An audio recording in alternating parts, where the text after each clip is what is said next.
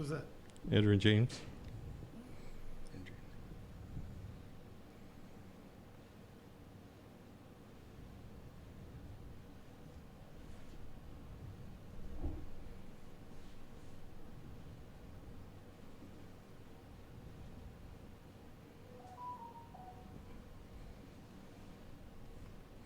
Welcome to the Check Down Podcast, brought to you by C4 Bat Company, Issa Cookies, Ferrari Michelada Mix, and Rick Web Design.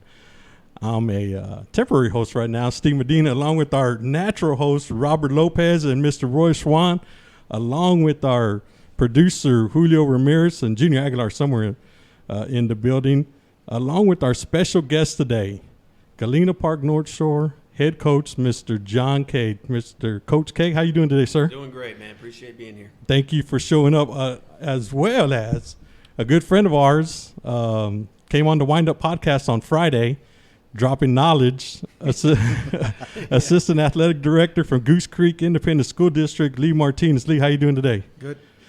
Show up one time, and now you're here today. Gonna sign him to a contract after that. Exactly right. Go ahead and sign Coach K too. Once a month. Yeah, so we're here tonight on a special edition, a coronavirus edition, I guess. a lockdown edition. We got our mask. We got the mask going on, got the gloves, we got the Lysol over there, Hand sanitizer. hand sanitizer. Yeah, we're prepared. I mean. But just like everybody else in Houston, we're out in the streets. It's supposed to be a lockdown. I walked outside today. Everybody was outside. I mean, I don't even see half my neighbors. It's like they did the total opposite. Dude, I never see my neighbors. I've been seeing them so much the past couple of days. I'm like, dude, I didn't even know some of them existed. I'm just like, I see the cars. There's more traffic today than the last week. I agree. Yeah, no, I agree. So, we're here for the Check Down Podcast. Thanks for everybody for showing up. We'll talk to Coach in a little while, but we have our guest that's going to be coming on. Roy, why don't you explain who's coming on first? We got Coach Clancy Barone. Right now, he's the Bears tight end coach. He was my offensive line coach at U of H.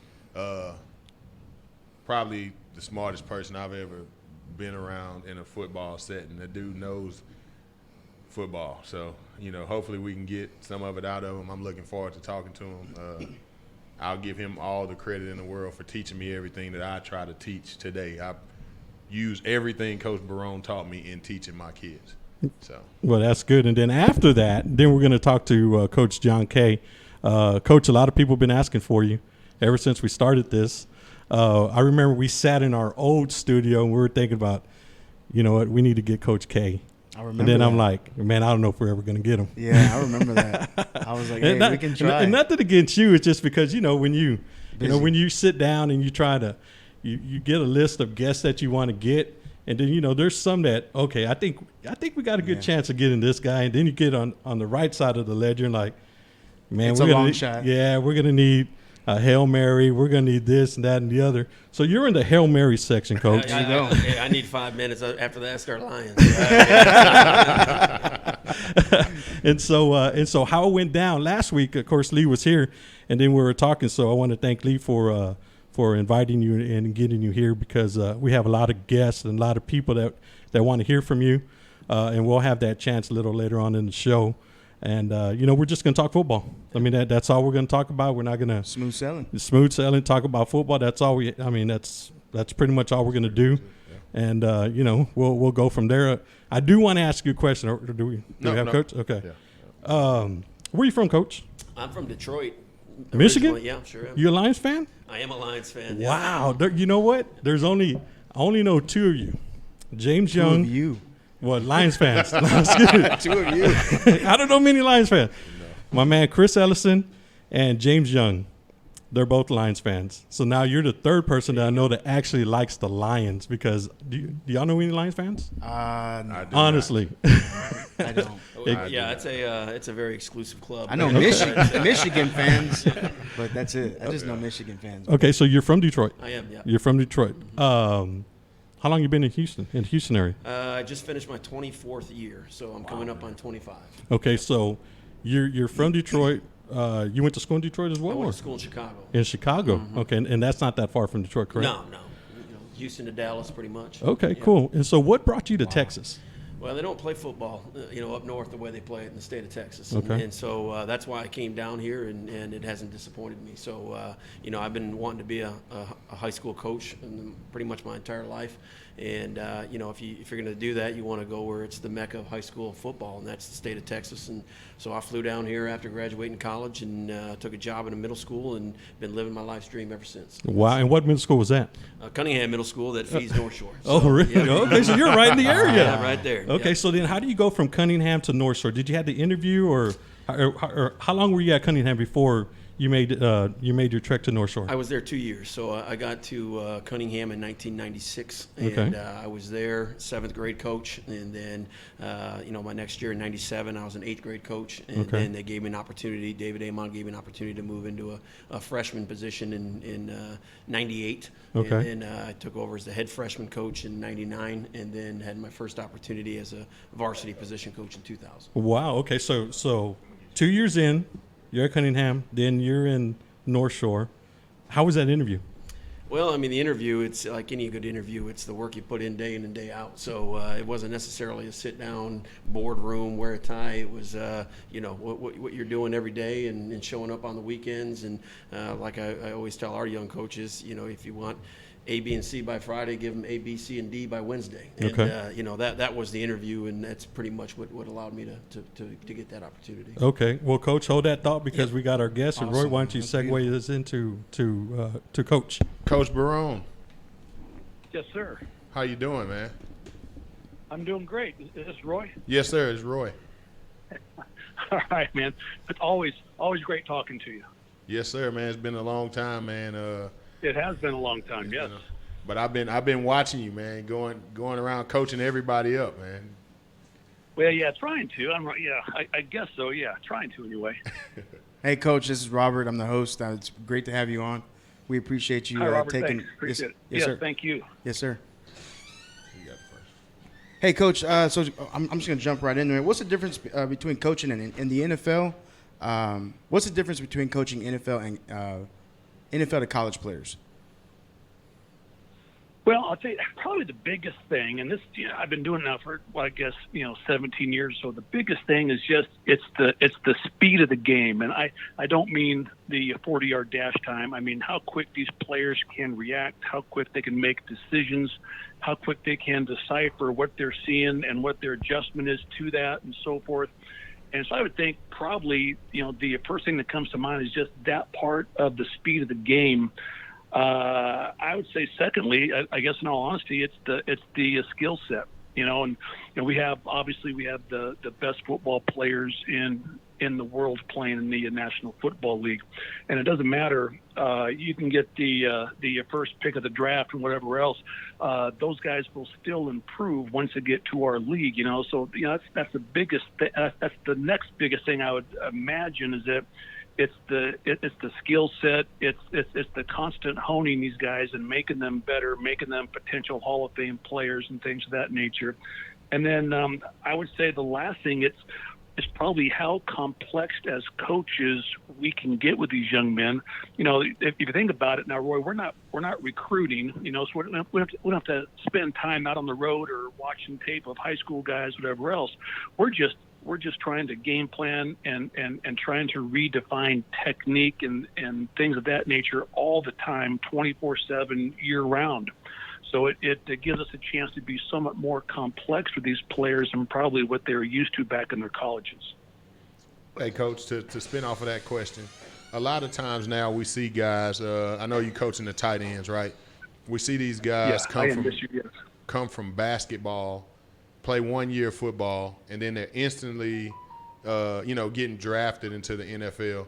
Why do you think that is? Why is a guy who's playing basketball for 3 years of college, 1 year of football, able to, transition so well into the game of football? Well, here's the thing is that unlike 10 years ago, 12 years ago, even longer than that, those guys who were playing tight end in college are no longer playing tight end in college. They're over on defense rushing the passer, or else they're playing basketball. So those guys aren't playing tight end anymore. In fact, it's rare for me when we're going through the draft and I'm there talking to players that are in college and whatever else. It's rare that these guys actually played 4 years of tight end in high school and then played 4 years of tight end in college. Most of them played different positions. A lot of them, in all honesty, were backup quarterbacks, and that was their chance to see the field, was to move over to tight end. Or was that bigger receiver that kind of grew into that position? All of a sudden, he hit 240 pounds by his senior year, and he became a tight end. But I think you can go back and you can thank players like I had Gates in the San Diego. I had Tone down there, and here's a guy that was a college basketball player and is just a phenomenal athlete. Had a very good football mind. He was a very good high school tight end, high school football player. But once he kind of broke on the scene, people started seeing a guy who was so good with his spatial awareness, a guy that had great change of direction. He had such great short area quickness. All of a sudden, it became the in vogue thing. Everyone wanted to go out and get basketball players. When I was in Denver, I was able to find a kid up at Portland State, Julius Thomas. And as you said, he had played 4 years of college basketball, and then he was actually getting his master's degree and was kind of messing around with football for a couple of weeks here and there. And we ended up taking him in the fourth round. And I think in year 3, he broke every tight end touchdown record for the Broncos. And then the next year, he broke that record. So, they're out there, and that's part of the thing, is trying to locate where they are. But the thing I would warn you about is this: it's not just playing basketball that makes them great tight ends, whatever else. There has to be a certain mindset, and were they dominant basketball players? If they're the 10th guy to whatever see the court on the game day, that doesn't always mean he's going to be one of those upper echelon football players. But both those guys I just talked about, Gates and Thomas, both those guys were at lower level schools, so to speak, took their team to the tournament and won tournament games and things like that. So that they're very dominant basketball. Hey, Coach, what's the most important aspect of teaching how to block?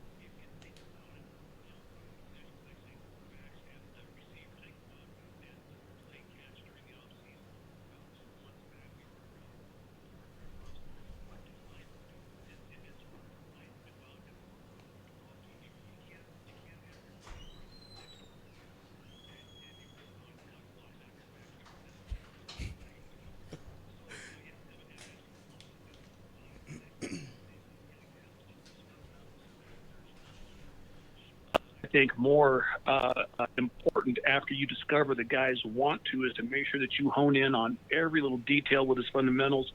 And then the last thing that I think makes a really successful blocker is the finish. And all I'm saying about the finish is it's playing that play. It's taking each individual rep and play that rep longer than the guy on defense plays it.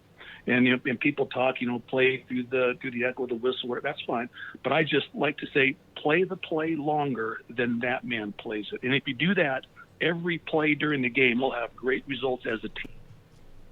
Hey, Coach. So that's one of the biggest things that I do. Coaching. I coach the youth level, but like attention to detail. I watch a play, and this is something I got from you. I watch a play 20 times in a row and see, did you take the first step? Did you take the correct first step?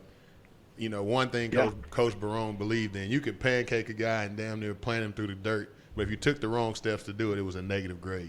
Wow. And that was something that that I took with me a long way, because you're not going to always just be better than everybody.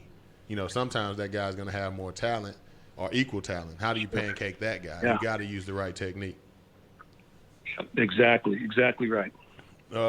I see you guys got What do you got, Coach? You got a quarterback competition? You got a new quarterback? What's going on there?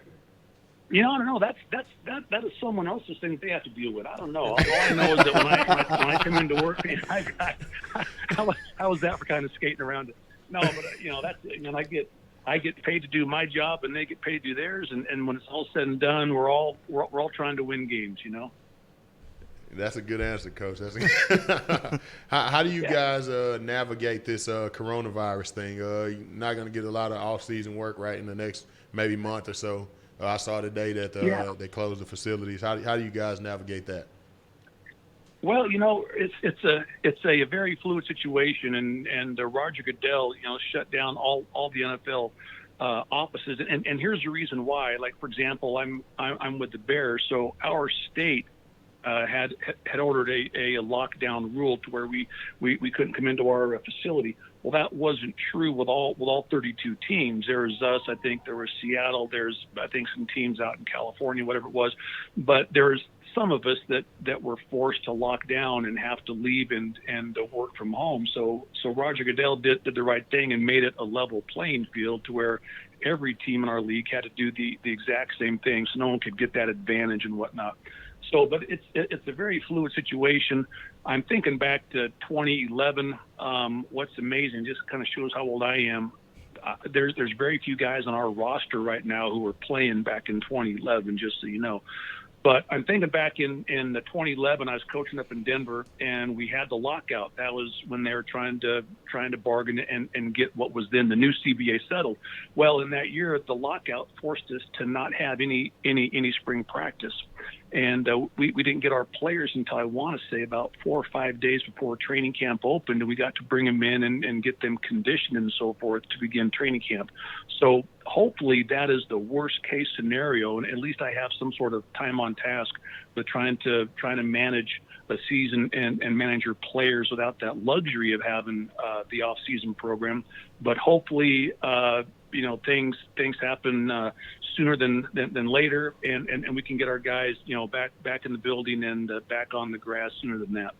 I got one kind of off script here, Coach. You said you just said you go in and you kind of do your job. What is your role in when you're looking at free agents or at the draft? What like in college you go out and recruit. You say you don't recruit. How do you get input on the players that you get in those situations? Well, every team is different, and I've been very fortunate. And I'll go back. When I was working in my very first NFL job with the Falcons, and I was a rookie coach. I was coaching the offensive line, and they were asking me for my input on these players that were in the draft, or maybe there's a guy who's a 5-year NFL veteran who's a free agent. And they asked my input on those guys. I've been very fortunate throughout my career to work around people, whether it be John Elway in Denver right now with Ryan Pace, who's our GM with the Bears, guys who actually want to get input from coaches and so forth. And not every place is like that. But we have access to the film from every NFL team, from all their games from this year and years gone back. So we have a chance to go through and research and be as thorough as we care to be on every free agent player. And then we write up our report. It could be 1 page, it can be 5 pages long. It is whatever it is until you think that you've covered your bases with this certain player. And, whether you're trying to grade and look at 5 players, or sometimes it's 25 players. It just depends. And it was more when I was coaching the offensive line, obviously. And then you have your day, and you get to go in with all the front office personnel and the GM and the head coach and everybody else, and then give your opinion of every player. And it doesn't have to be right or wrong, but it is your opinion. And after all, you are the guy that's going to have to answer to this guy when it comes to next fall, whether he plays good or not. It is going to come back on you. So I've always felt it's very important to be very thorough with that and kind of check under every rock and just see what's going on. It's also the same way with the draft. I think college football is so much different now than it was back when you were playing, Roy. Yes, sir. it's kind of a different game, and we're getting different players at our level, coming into us as rookies, and maybe they aren't quite as ready as they used to be for a whole list of reasons. But that, I think that requires even more homework. And that's probably going back to your last question, this whole virus thing, and how do we navigate that? The one thing that we're not able to do this year that we could do in years past is we're not really able to hop on a plane and fly cross country 6 or 7 trips to go work out players and get a little bit more in-depth idea of what they can and cannot do, and maybe what their ceiling might be as an NFL player. So we'll do some things. Thank goodness through modern technology we can FaceTime or Skype, whatever the case is, and we can do things like that. But it doesn't quite take the place of being there and being hands-on with these guys and getting to spend 6, 7, 8 hours with them, that type of deal. Hey, Coach, what's your advice to young coaches that are coaching in the trenches? Leave and go find some other job, man. There are some tough days in your future, I promise you. If you're coaching offensive line, there's going to be some tough days, man. Just God bless you. But the thing I would say is, I would, especially if I was a younger coach and I was coaching younger players, high school guys, or the cases, I would encourage them to play multiple sports. And that's probably one thing that I think today's athlete has gotten away from. Everyone's trying to specialize, and they're going to all these camps and whatever else. I would ask my guys to play basketball, to wrestle, to do multiple sports, because I think it makes you a more well-rounded athlete, believe it or not. And maybe that sounds old school, maybe it is, but I just know for a fact that I've had a lot more success quicker with players who played multiple sports. And that doesn't matter if I was coaching offensive line or coaching tight ends, where the case is. So that'd be the first thing. Then the next thing I would say is never ever stop learning. And that's the one thing I even try to do to this day. Like I said, I've been coaching for 34 years, and half that time has been in the National Football League. And I mean, hell, I got a couple of Super Bowls and a bunch of division championships and wherever else. And you think, oh yeah, Clancy, man, you've been there and done that. That is not true. I try to learn something all the time. I can learn from college coaches. I learn from high school coaches. I learn from going back and watching old tape. I've got a bunch of mentors now, and they're in their 70s and even in their 80s. And these guys have got so many pelts on the wall, so much time on task. I'll have a question or a problem or an issue, and I'll call them and try to dig in deep and kind of see what their answers were, back in the day and things like that. And oftentimes I think those answers are still valid today. So that's the thing I would tell young guys is never, ever stop learning and try to branch out, reach out and find answers. And I'm not talking about scheme. I think scheme kind of cancels everything else out. Everyone's got scheme, but who can have the actual proper fundamentals where they can actually go out and then make that scheme work day in and day out for years and years and years. Man, well, Coach, that's a good answer, man.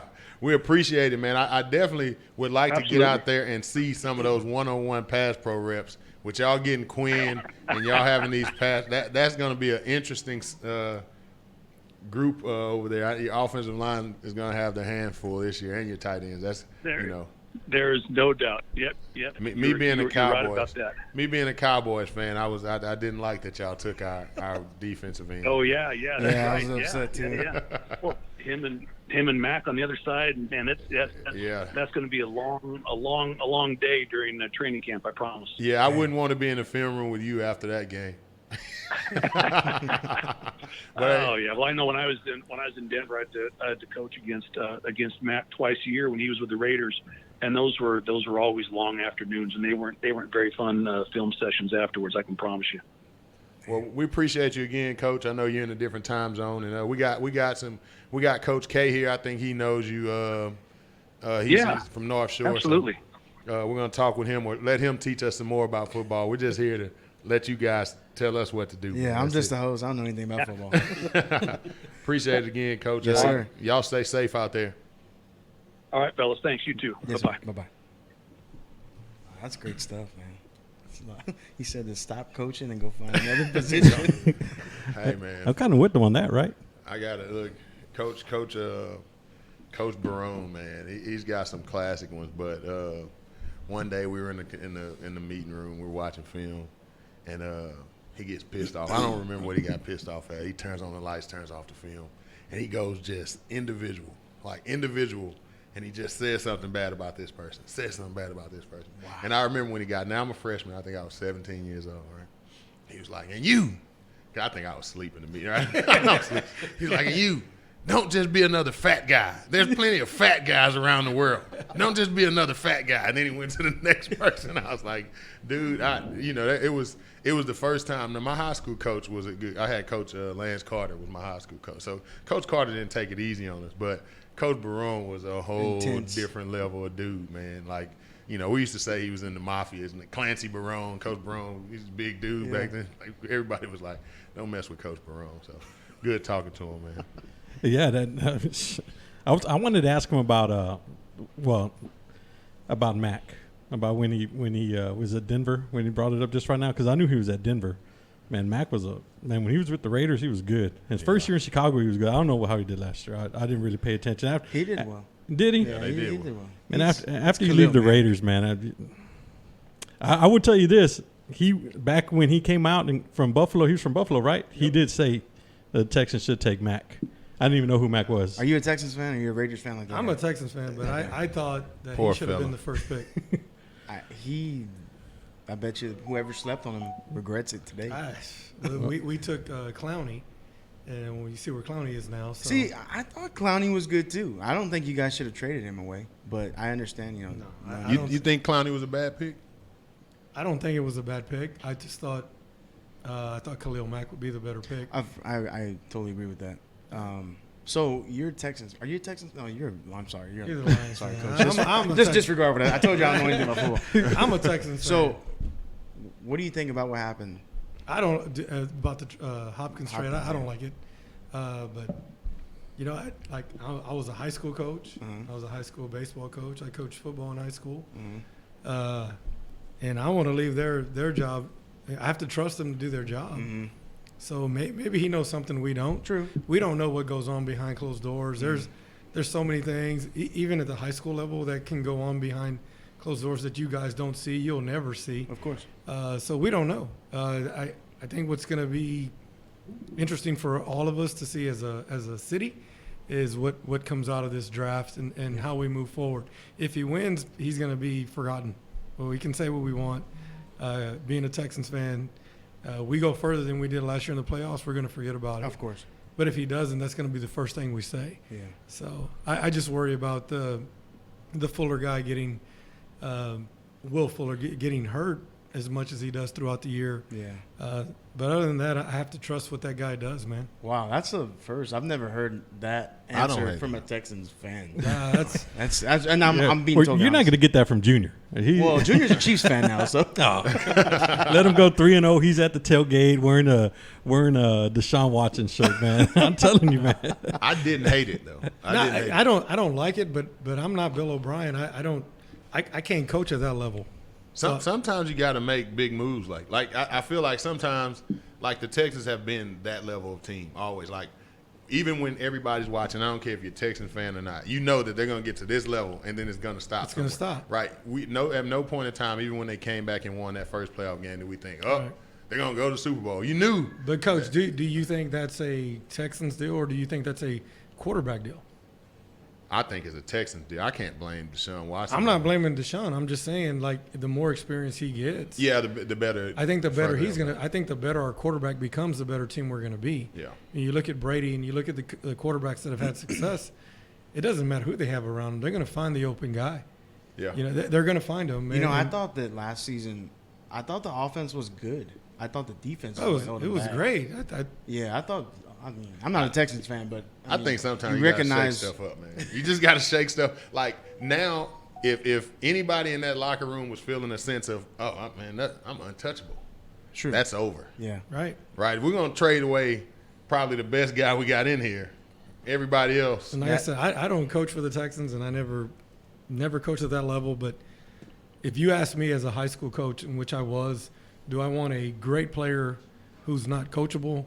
or do I want a average athlete who is very coachable? I want the average guy who's going to do everything I say. Yeah, true. And it makes it easier, and it makes it a lot easier to coach day in and day out, and makes it more enjoyable.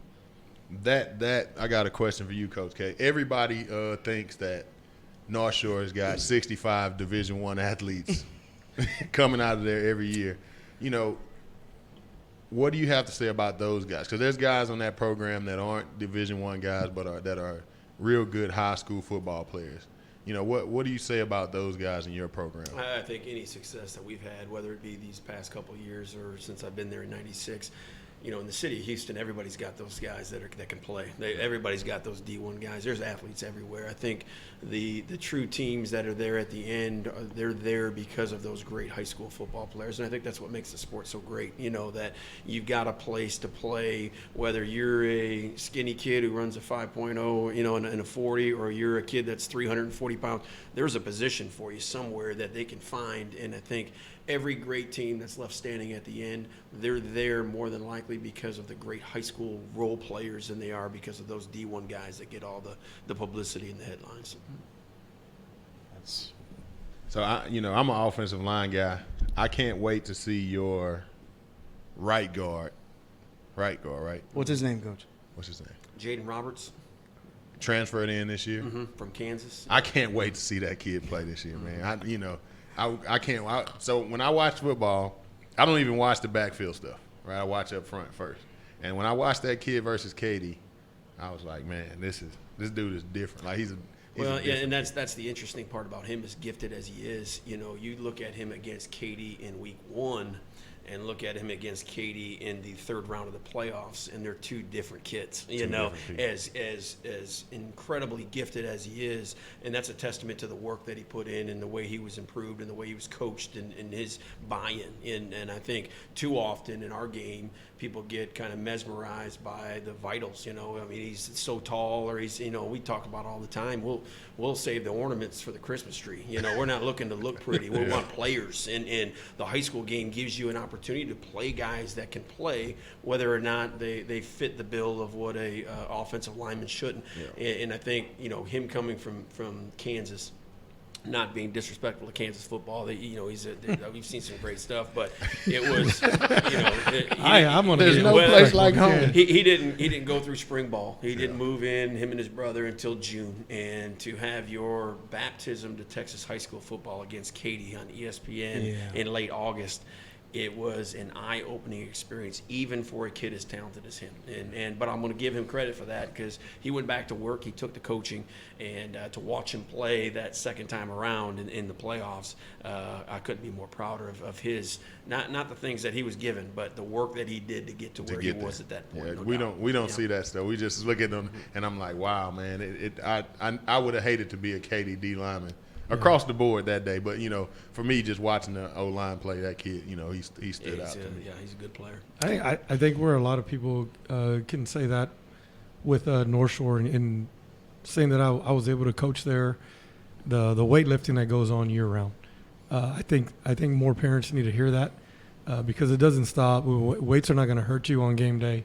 Weights are not going to hurt you the day before a game.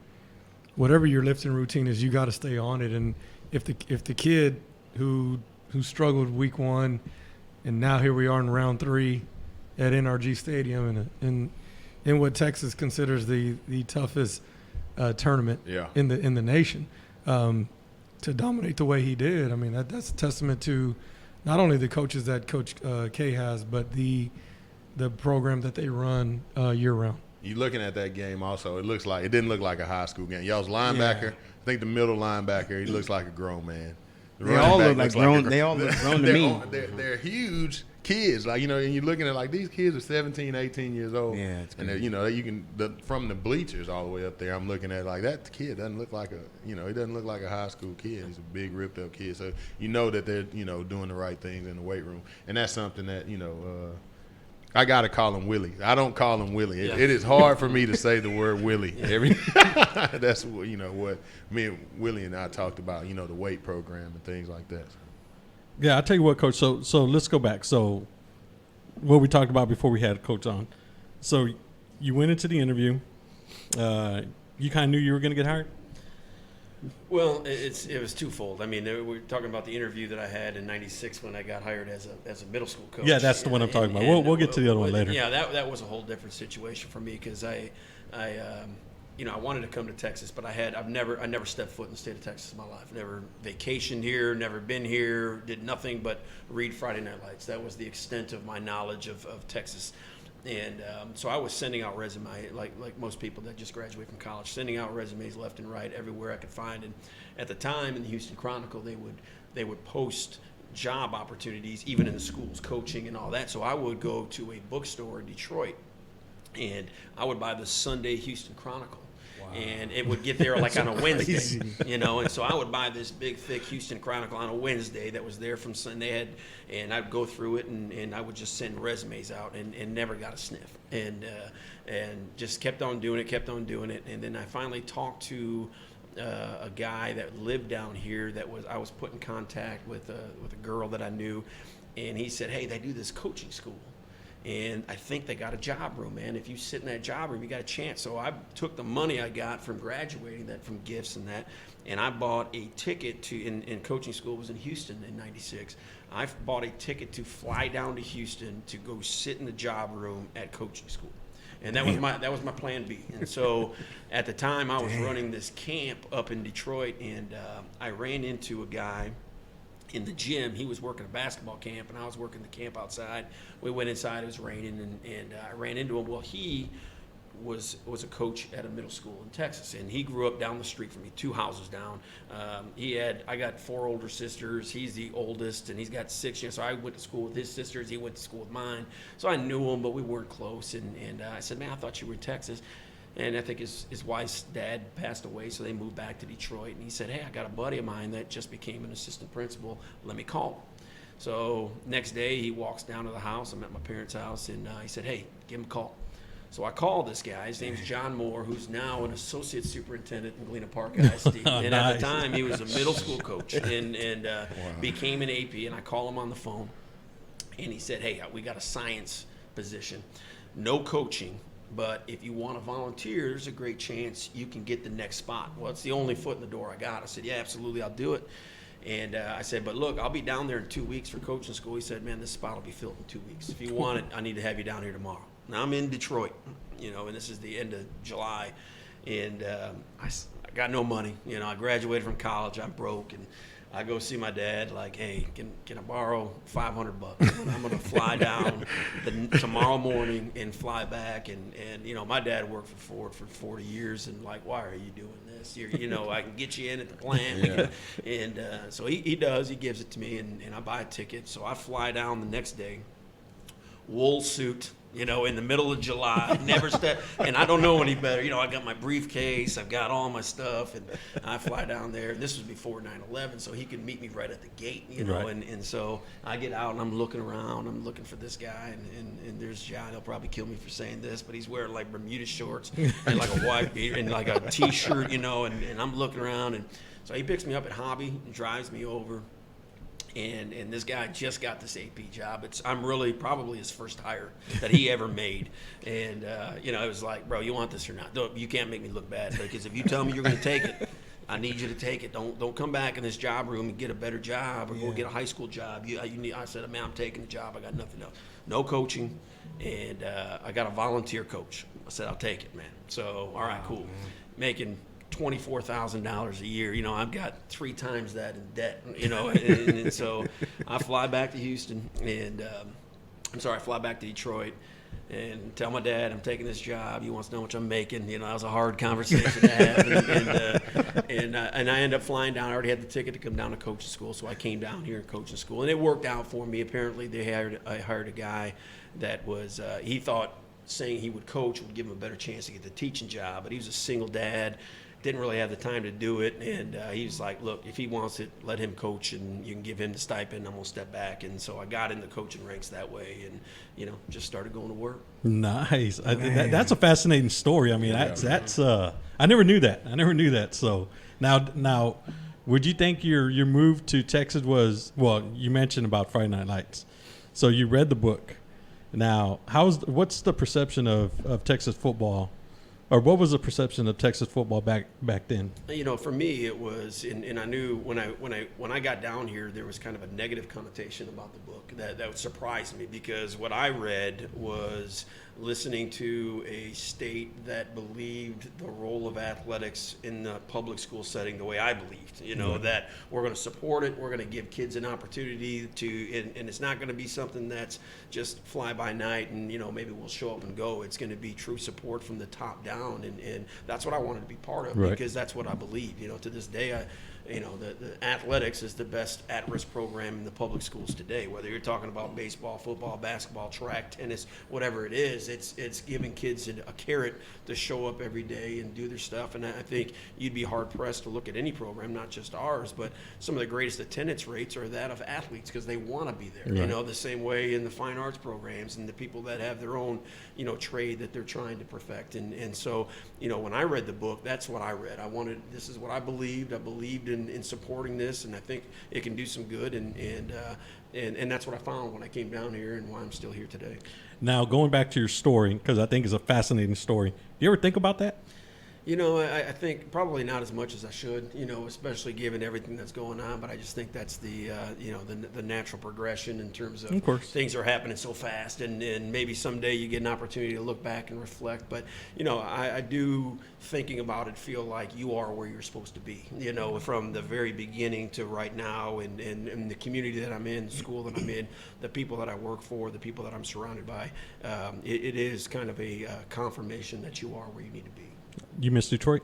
I do, that my whole family's still there. My parents are still there, and when I get back there and visit, it's home. It is what it is. And so now I love being here. I love the climate. I love the culture. I love the diversity. But at the end of the day, home is home. Yeah, home is home. And I'm with you. I respect that part of it. I'm with you. Now, so let me ask you a question. So now you're at North Shore. You're a position coach. What do you coach? When you first got hired? When I first get there, I'm a freshman coach. So Okay. I move up, and we got a freshman staff, and we're transitioning that year. We had two campuses, an old campus, then we added the new. North Shore's growing at this point, and so we had the middle school and the old campus, and they're in the process of building a new school. And so I'm there my first year in '98.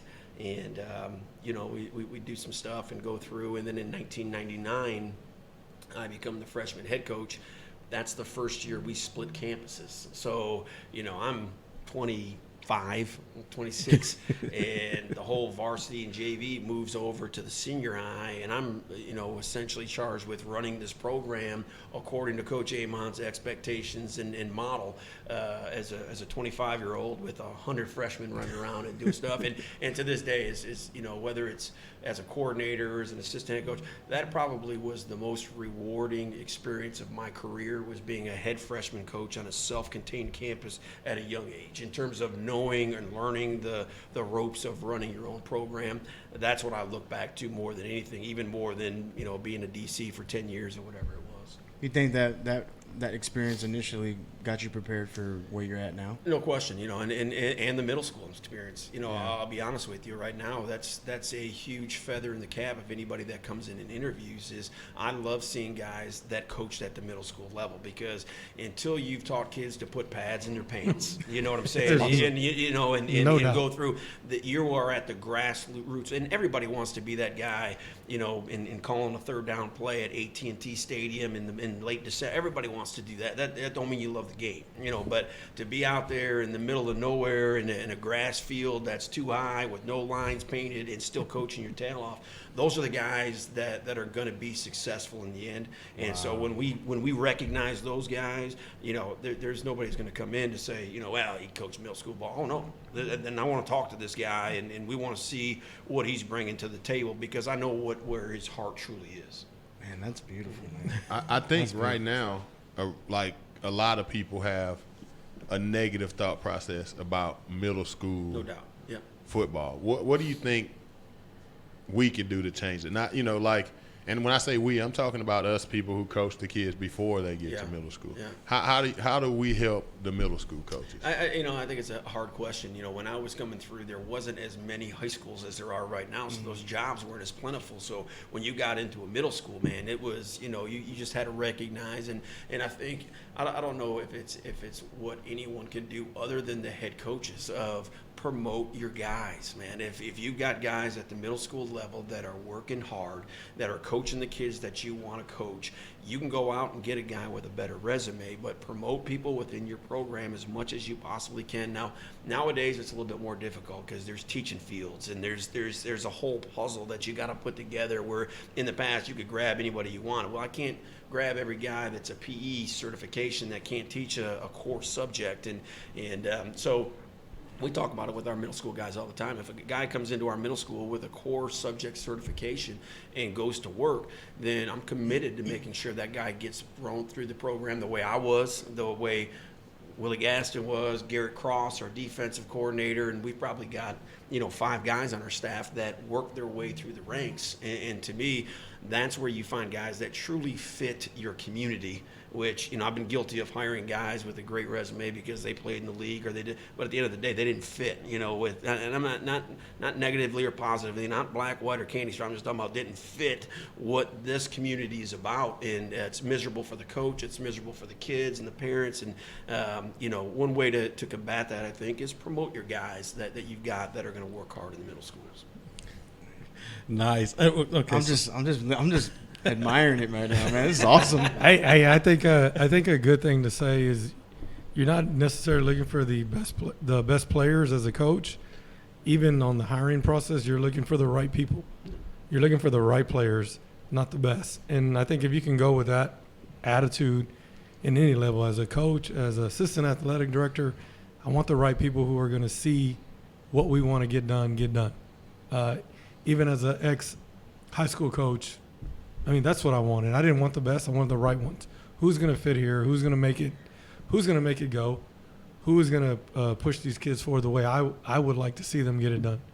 I think that's always something that people overlook. Just because you coach in the league, just because you played in the league, doesn't make you a good coach. If I can't teach that kid how to take that first right step, and how am I going to get them to do that? And you don't fit. Yeah, you're not the guy. I think that's a big thing. Like, people always feel like just because they play football, they know everything. There are people that I share the locker room with that I wouldn't trust to coach my dog. Exactly. Like, I wouldn't, because they were just major athletes. They weren't really the smartest people, but they could outrun you, out-catch you, out-tackle you, but they're not good football coaches just because they play. No, you're right. I mean, look at Bill Belichick. Was he a big-time player? Mike Leach. Lou Holtz.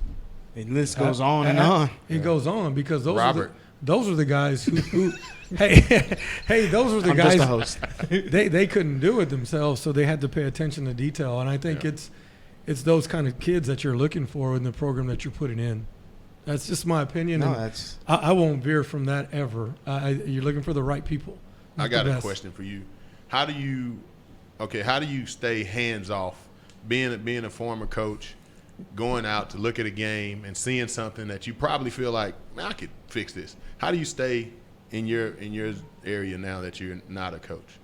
It's hard, Coach. I mean, I've gone to football practices, and I was afforded the opportunity to work with, Coach K at North Shore, and work with the D-line and work with a great defensive lineman coach in Sean Wynn.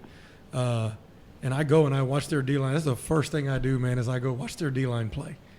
And I see guys getting reached, and I see guys taking the wrong first step. And I really want to say something, but I can't. I can, but I don't want to, because I know what I would have felt like if the AD or the assistant AD would have come to our D-line part of our practice and said something. I don't want to do that. So it's tough in that aspect. Now, I see guys getting reached, and I'll say this: I worked with these guys. I worked when he was a defensive coordinator. He wasn't the head coach; he was the defensive coordinator. And I think the thing that I missed the most was we had such a great time on the weekend. I hear horror stories about working on the weekend as a football coach from guys who have to coach 2 sports in a game. I hear horror stories. I didn't have any horror stories. I had a great time.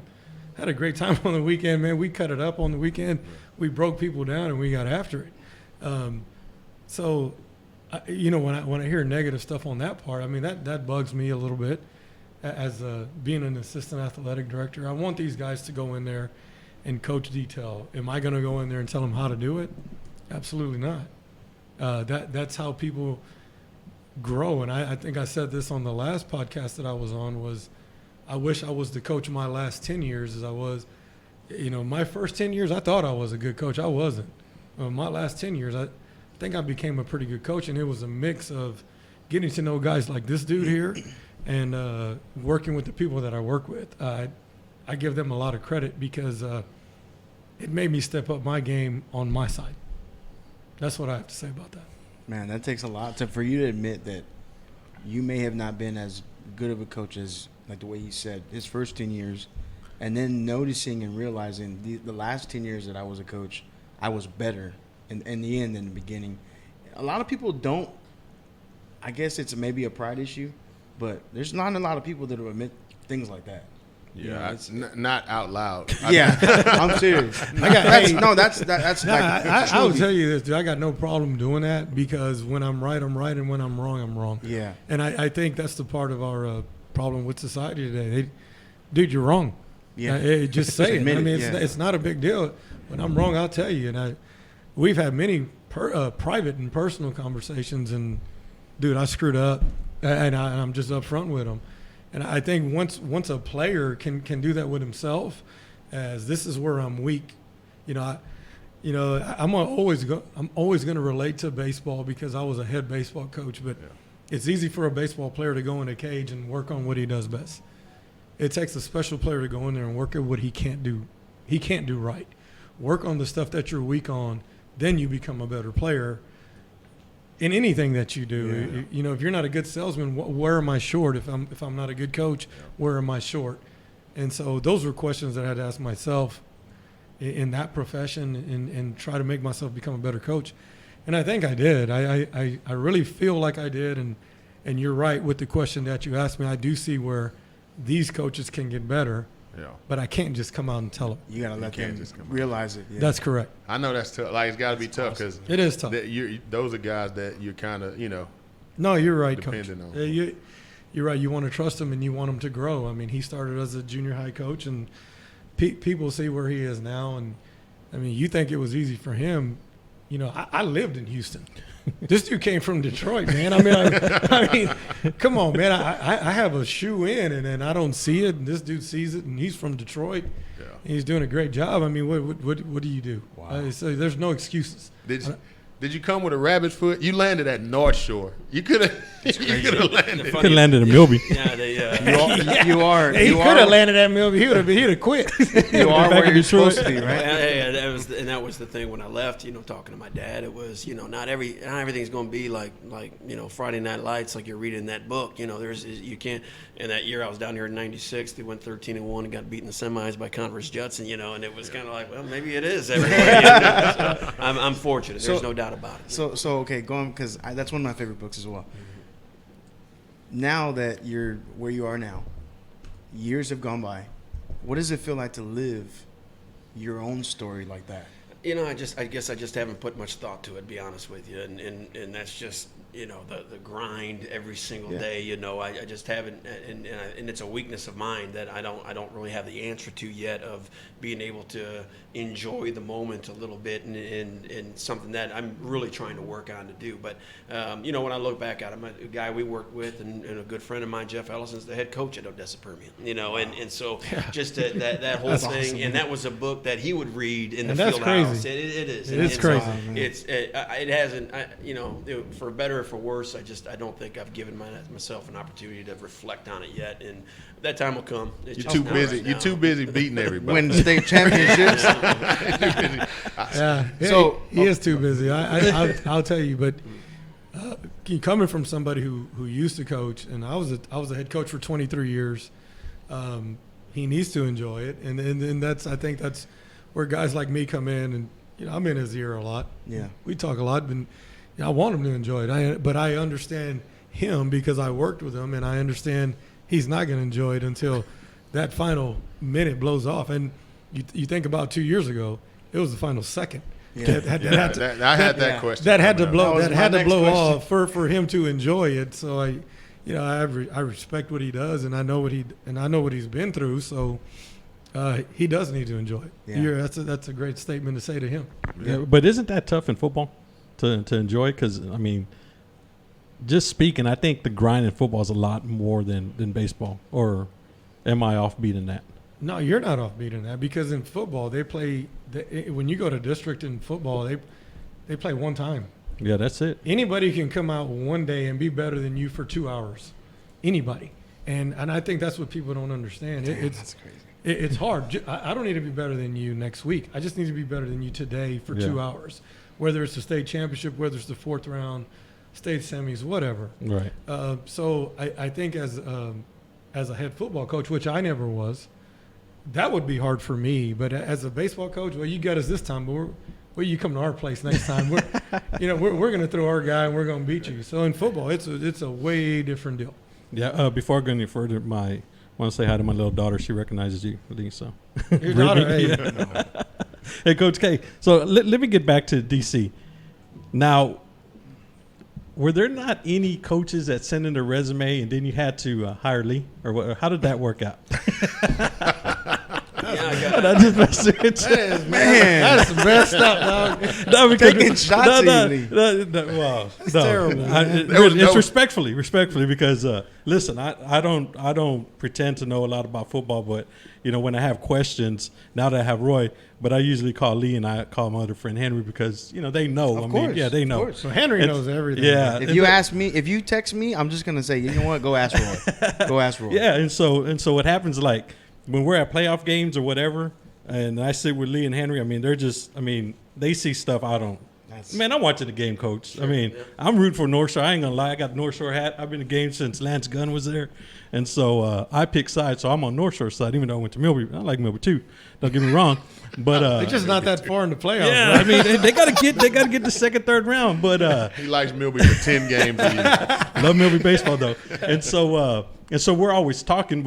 And so one of our things is I remember a couple of years ago, Lee was like, "Man, dude, I'm either assistant coaching the D-line or I'm coaching the D-line." I can't remember. And I remember, I was like, bro.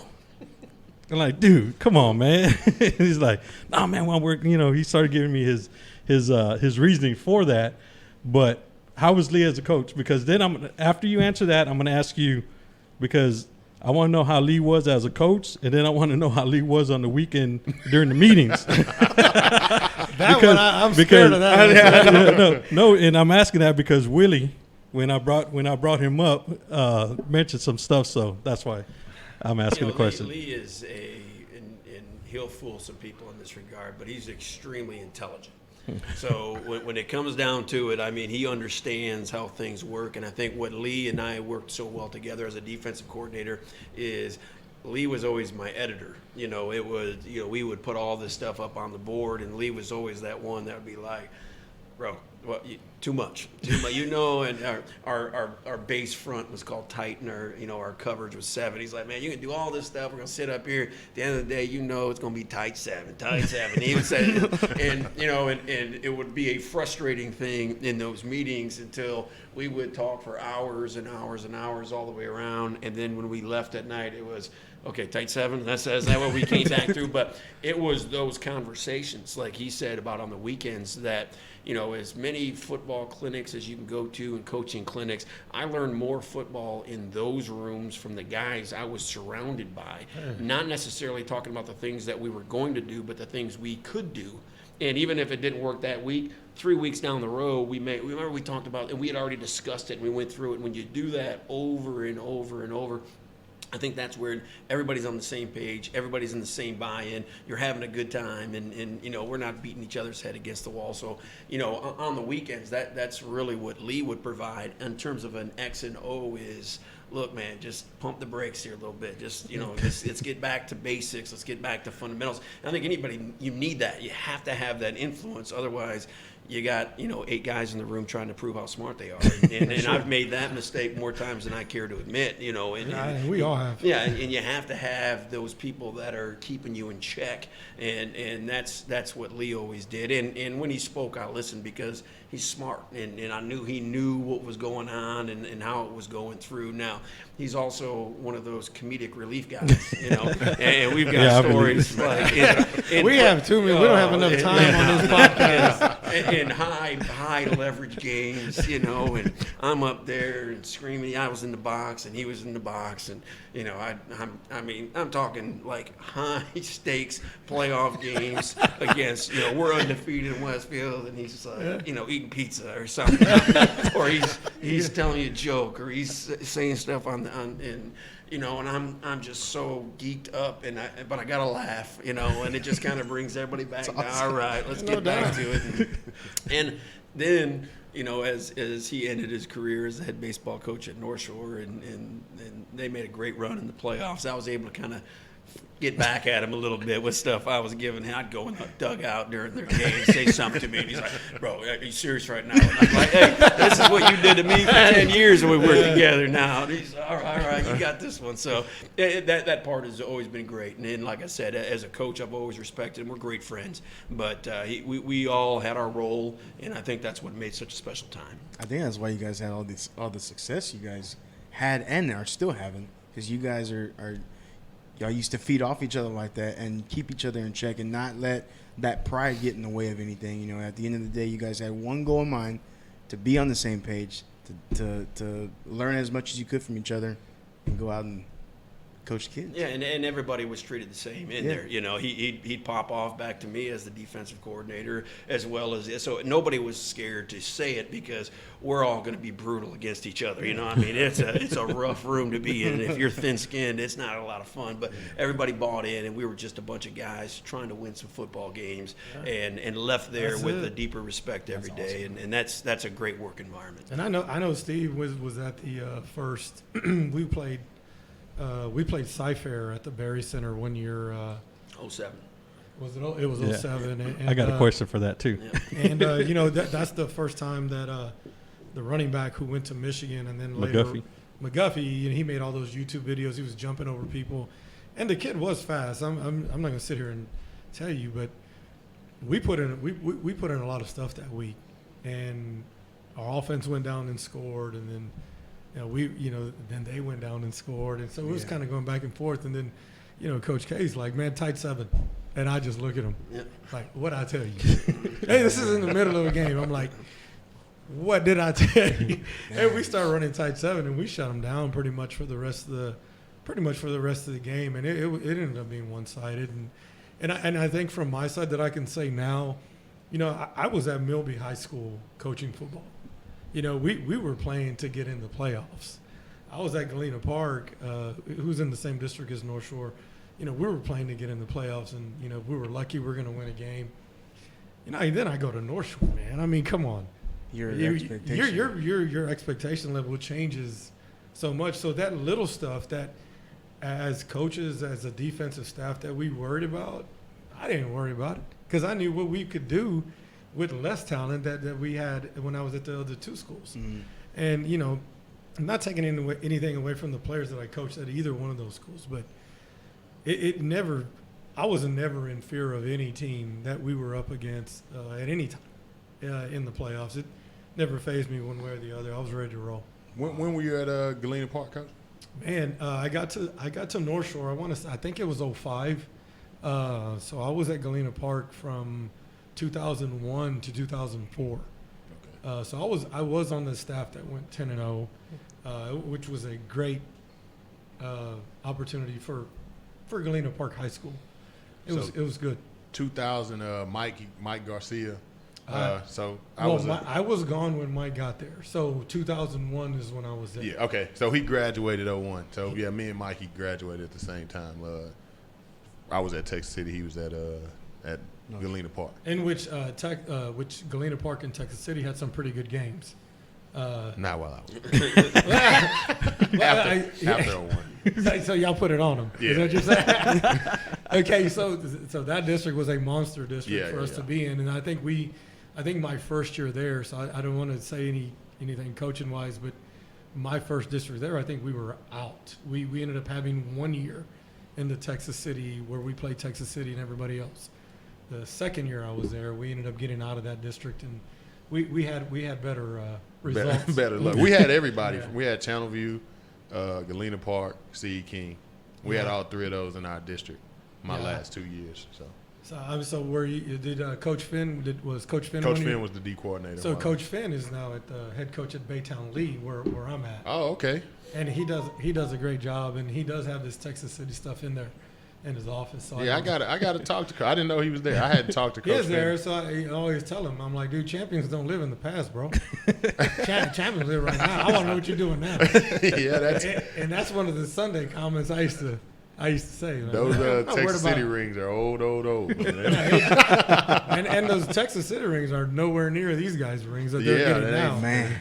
Yeah, that's unbelievable not, what they're getting now. Hey, Coach, before we talk about some more stuff, you're responsible for one of the best text messages I've ever seen. I'm going to say in mankind. When you sent Lee the picture of you in a paper bag after he lost in the playoffs, or did you lose a game? We lost in the 4th round, man. That was cold-blooded. That was the funny. We're in the regional semis. Let me say that. Yeah, okay. They're in the regional seven, and so if you know Lee, he's always doing something, right? And so they lost, right? And so we're not texting Lee because after you lose in the playoffs, you kind of however. And so he just sends me a text. He said, "Hey, bro, check out this text that Coach K sent me." I'm like, "All right, I'm just thinking about it." And then he sends me, and this Coach K. I don't know if you really had a paper bag on your head or so. I don't know what it was. That's what I refer to it with his, it's right at the end of his career here at North Shore is when he was, and that run was great. So it was even after and I knew I had to get it in now because he was about to leave. So after they won in the second round, I was like, all right, Lee, now look, now there's a 3rd round. You see how this works? He's like, oh. So we were sitting at Rice, and it was a great, it was Fort Ben Travis, and it's great baseball. You're in Reckling Park. Right. I mean, it's just awesome. And a guy, Garrett Cross, our defensive coordinator, is behind me, and he's got Snapchat, and there's one of those filters with a paper bag. Every time we would lose, he would send me a text like, "Don't ever embarrass me like that." and it wouldn't matter. And I was like, "This is my chance," and I got to cash in my chips. And I still have that in my phone. Okay, it's memorable. Yeah, it's one of the best ones. And It does. we just all started laughing at that. And so I'm gonna tell you, Steve, it was funny. It was funny. We were sitting in the office, and all the players after they played their last game, they're emotional. They leave, and the coaches are sitting there, and they're up. They're not happy because we got beaten. And I just bust out laughing, man. And the funny thing is, Daniel Ragsdale was like, "What did Coach K send you?" He already knew it. I said, "Dude, you got to see this." It was funny. Yeah. You didn't even wait, actually- Coach. You didn't even wait. It was right It after was the game. funny because he would have done the exact same. yeah, he would. That's why I knew he would appreciate it, and I think that speaks volumes to our relationship. That he knew where I was coming from. It was great, and we were at every game, man. We all the way from Dickinson and the whole run, man. It was awesome. It was fun to watch the kids compete. And It was perfect for the time. It really was, and I'm not. I would never take anything personal like that because I'm probably the worst. I not probably. I am the worst, but I think it just goes back to, man, if you as a coach, head football, head baseball, head basketball, whatever you coach, if you know you truly put in everything, and I think this is the thing that I took out most from coaching football at North Shore that kind of changed me as a baseball coach. If you know you absolutely did everything you could, from video to your preparation to everything. If you've done everything you could, and it just didn't go your way, then it didn't go your way, man. And I you have to appreciate that, and you have to respect what you've done as a coach. And it's the people who don't accept that don't put in that time, who don't look at the extra video, who don't look for what edge can I get here as a coach at any sport that I coach. I don't care what it is. You guys are football guys, and who am I attacking here today? I mean, if I'm a football coach, I want to find the weakest offensive lineman, and we're probably going to blitz through that gap. Yeah. That's what you're looking for. So if you did everything you could, it never fazed me one bit, man. I was just happy to be a part of that, and I felt good about what we did that year. So that picture never fazed me one bit. It was actually It was funny. it was actually very funny. But I'll tell you this: I waited 2 years, y'all, to send it back to him, and I sent it to him after the Katy game on the ESPN game. They get beat on ESPN. I sent it back, and I said, "Dude, I've waited 2 years for this. Don't ever embarrass me like that again." And I promise y'all, I don't feel bad one bit. Not one bit. I think that's kind of like a locker room mentality. Like, I can remember my last game, my senior year of college. I come in the locker room, my best friends, they're all still juniors, sophomores. They're upset, but that's the end, right? That's the end of my college career, so I'm crying. And Sir V walks up to me, and he's like, "Are you scream crying?" And, like, at that moment, I couldn't be mad at him, right? I couldn't be mad. So, that really, like, it's kind of a way to kind of help you, even though it seems like to other people it's negative. It's kind of a way that kind of helps you get over a little bit of what just happened. Your friend, that's your friend's way of cheering you up, even though it's a joke, right? Even though it's a joke, because in the locker room it's brutal like that. Every locker room you're in is brutal, and I couldn't see it being any different with the coaches, So I think it's worse with the coaches. It's worse. I would hate to hear what the Galena Park staff has to say about me on the weekends. That's probably brutal, man. So it's pretty funny though. But I think that's what people always ask me all the time: do I miss coaching? And I have to say that I think that weekend stuff, not even really the games. It's the weekend and getting to know these guys the way I did, and just having an appreciation for them in a staff that there's nothing better than having the right staff. There's nothing better than that. And just like there's nothing worse than having the wrong person, making things very negative in there. It's like anything else. And I think that's what I miss the most. So to answer everybody's question is, I miss coaching. I miss the weekends probably more than I miss the games. But it's guys like this guy here. And, I could name probably 30 more people that I would do anything for just because of the time that we spent together. For sure. Man, that's a lot of time too, especially during the football season. It's a lot more than baseball, right? I would say that I think as a head coach and I think baseball is changing. Is it? I would say, and a lot of my influence with working with Huddle. And here's another joke that this dude said to me. He's walking in the hallway and we're actually star testing or whatever they call it. And he's like, dude, I was cutting out some wristbands because I put some wristbands together on certain counts that we had that week. And I took a tendency count from our huddle and put it on a wristband to see what we're doing at that particular count. And he comes walking by. He came walking by to see if I was where I was supposed to be because I'm usually not there. Yeah. And he just, I'm glad to see you're doing some work. But to take that from football, the tendency from down and distance and hash and if you get a balance count to go strong or weak, all those tendencies, I kind of took it to my own and made it into a baseball deal. Nice. Well, Coach, I got to ask you because were you the D coordinator when Madison played North Shore? Were you there? I was the defensive backs coach. Okay. I was not there. Yeah. I was there in the stands though, but okay. So somebody brought this up on Twitter about the best high school player in Houston. I think it was within the last 20 years or so, and of course everybody's going to go to Vince Young, right? Maybe. Who do you think? I don't know. You put me on the This spot. is off kilter, but I need to know. I'm probably gonna go with one of these running backs. The guy from Aledo, Jonathan Gray. Well, no, but they're just talking Houston though. Oh, Houston. Just Houston. Okay. Because I'm gonna go. Yeah, I don't think you get better than Vince Young in Houston. Man, because I'm gonna go Carl Crawford.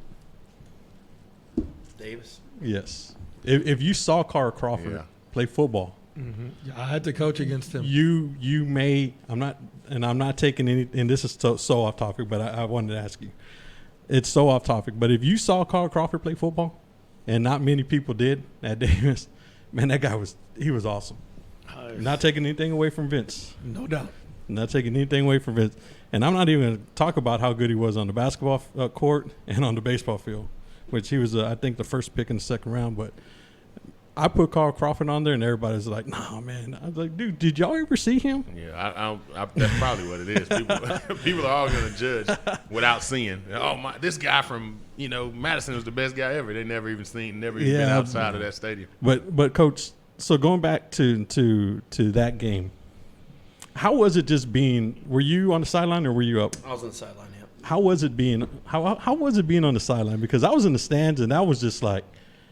Is that the one? I'm sorry. It was awesome. Is that the one Gaston was in? Yeah. Quarterback. I think Gaston was a QB, right? Yeah. See, when I got to Cunningham in 1996, Willie Gaston was a 7th grader. So I coached Willie in 7th grade. Wow. And then the next year I moved to 8th grade. He was the 8th grade quarterback. Then the next year I moved to 9th grade. He's the 9th grade quarterback. And now he's our offensive coordinator. So we've followed each other all the way through. And that that's been a deal. And that year defensively we started 6 sophomores. We were loaded offensively with Willie. Kevin Moore went to North Texas, and Harold Lester, and Dylan Lineberry, and we had some great players. Chad McCullough, and great players on that offense. But that whole situation was just so surreal. That was 2001, obviously, so it was after 9/11. It took us an hour to get into the Astrodome as a team. Every one of us are getting wands, and we're going through the metal detectors, and the football team is. Right. And we're waiting in line, and trainers and coaches, and then obviously just the late arriving crowd, because they're doing the same thing. The noise level to this day is the loudest I've ever been around in my career. It was 2001 in the Astrodome. Damn, that's awesome, man. And Vince Young obviously is athletically, I don't know how much better. I think you could do a Crawford, and in terms of natural athletic ability. I remember Stephen James, who was at U of H. I don't know if but at the time was a sophomore, and it's 3rd down. They call a timeout, and I'm literally like, they're throwing this out route right here. They had a receiver named White that could play, man, and like, I'm going to stand right here at 15 yards at the snap of the ball, turn and run right underneath. He does exactly that, turns and runs underneath. He throws a laser, catches it, 1st down. It was just, it was unbelievable. and just to see those kids go out there and lay it on the line, Willie and Kevin and Chad and all those guys, and we're doing everything we can, but after a 13-game season, when you're a 15-year-old sophomore, man, that thing takes some legs out of you. But it was an incredible game, no doubt. Yeah, it was from the stands. It was just, I still remember that game like if it was yesterday. And it's just one of those things. But now, let's talk about the North Shore program now. First of all, like you talked about earlier, you have the support from everybody over there? Oh yeah, no doubt. So it's all the way down from the superintendent, all the way down to the principal and student body and all that? It's exactly what you would want if you were to look at a ideal situation. Dr. Williams, again, I go back when we've all kind of moved together. She was my principal at Cunningham. Oh, really? And then she's the everybody's superintendent. moving together. That's why they're successful. And I think we all kind of grew together and learned and were promoted, and I think it's a great model. If you surround yourself with good people, then why are you continually looking to the outside? And so from the superintendent to like John Moore, who I said picked me up at Hobby Airport in '96, who's in charge of all of our physical plants, and Dr. Coleman, our principal, who's the biggest cheerleader. It's amazing. I think sometimes that guy clones himself. You'll go to a game and he's there, and you go to a band concert, he's there, and a dance concert, he's there, and a play. You're like, when does this guy go home? When does he sleep? And the teachers and the support in the hallway, and most importantly, support in the community. That it goes 2 ways. You lose a game and you think that you stole somebody's kidney, but that's where I want to be. But I know when push comes to shove, they're there to support our kids, and I've said it a million times. If our kids aren't ready to go, we've got nobody to blame but ourselves, because they'll run through a wall if we ask them to do it, and that's why I love being there. Now, how was it when it became time and Coach Amon was gonna retire? Did you know you were gonna put your name up for the job, or? Yeah, it was a strange situation, because Coach Amon actually was moving into an administrative role in the athletic department, and so I was named interim head coach just so we could continue to run off season. It was in late February, early March, and so we kind of went through that process of going through. But Coach Amon obviously was an incredible mentor of mine, and everything that we've got going now is, as people have heard me say a million times, according to his blueprint of what he established there in that school. And to this day, we're still doing those same fundamental things, and it's paying dividends the same way it did when he was in the process of building it to where it's at now. So how was it when you took over? Was it well,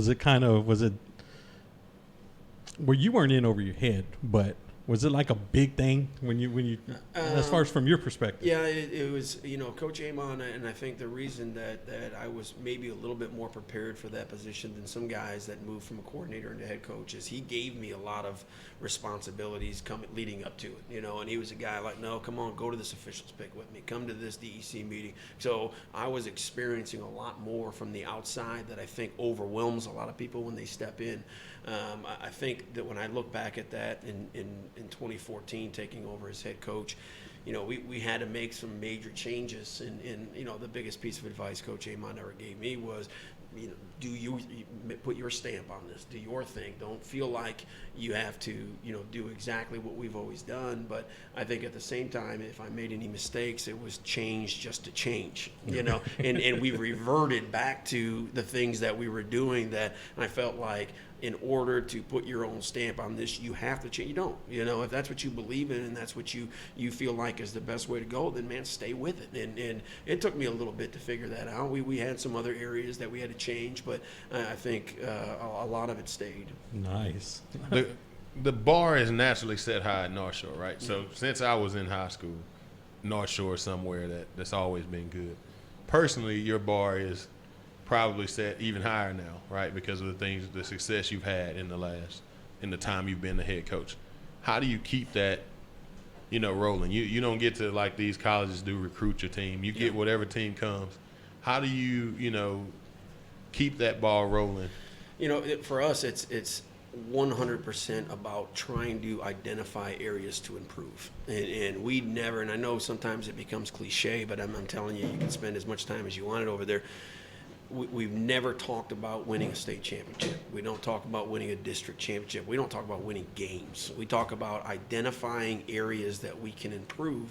And, I think any coach can tell you, I've gotten worse in wins and I've gotten better in losses. And so our focus has always been, what is it that we need to improve in, and did we improve in that? Forget the final outcome. Did we improve in that? And so in 2015, when we started out 1-3, and everybody was, falling from the sky, we were good, and that was the question I got all the time is, are you okay? Yeah, I'm great. Well, are you losing the locker room? No, we're practicing our tails off because we've identified areas that we're improving. Yeah, we got beat on a last-second deal by Manville. Yeah, we got beat on a fumble from Ed Oliver against Westfield in the fourth quarter. Yeah, we lost a 10-point lead at halftime in Baylor against Euless Trinity. But there were areas that we wanted to see improve. We saw it. Now, it wasn't in the scoreboard, but that's the beauty of high school football in Texas and the way those are non-district games, man. I mean, we're trying to, and then we were able to make a run, won a state championship, and everybody was like, wow, what a turnaround. Well, there was no turnaround.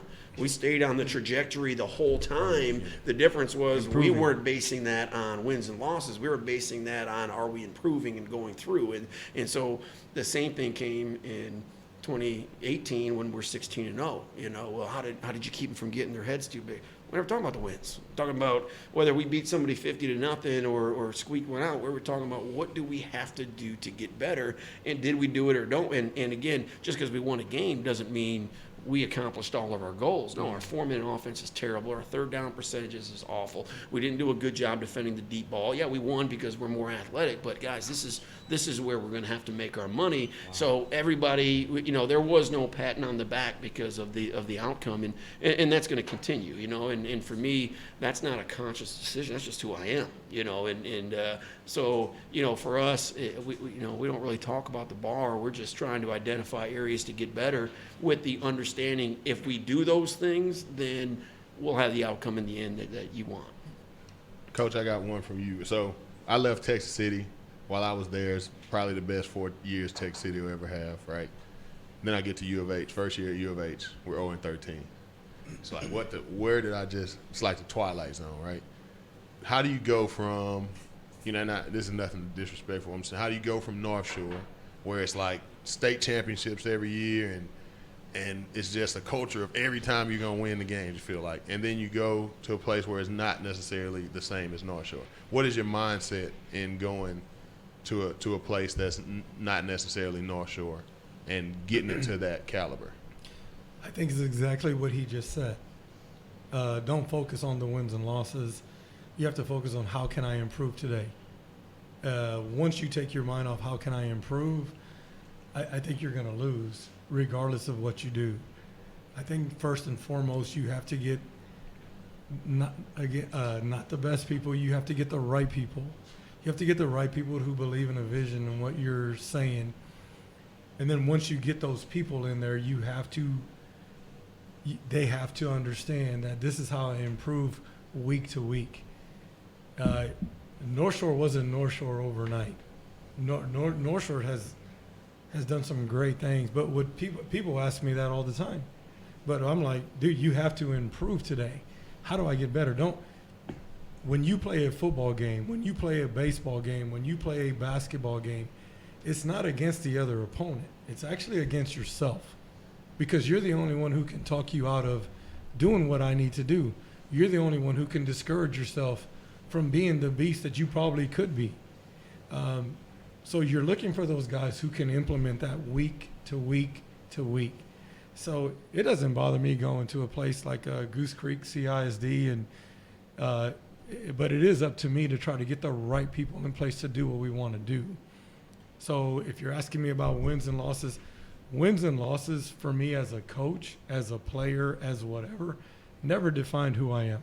I am who I am regardless of what you think about me or what anybody thinks about me. Wins and losses don't define me, because in the end, they're not going to ask me how many games I won when I go to an interview. They're not going to ask me that. But they are going to ask me is, how do I implement this program on what I'm trying to do? What am I trying to do here? I'm trying to produce winners. And in order to produce winners, you have to understand that you are going to work week by week. And I think that's the thing that's positive and the thing that's negative is because people don't understand that. Like, just because you got beat doesn't mean you can't get better. It doesn't make you a sorry player. It doesn't make you a sorry team. But how do I get better? What I don't ignore in defeat, I can't ignore in victory. And in whatever I do good in victory and whatever, I still have to work on that. I still have to promote what we're doing. So we're definitely looking for people who can see beyond what we're trying to do right now. It's not to get a win on Friday night. It's how am I going to build a program? And the only way you can build a program is if you don't ignore in victory what you would in defeat.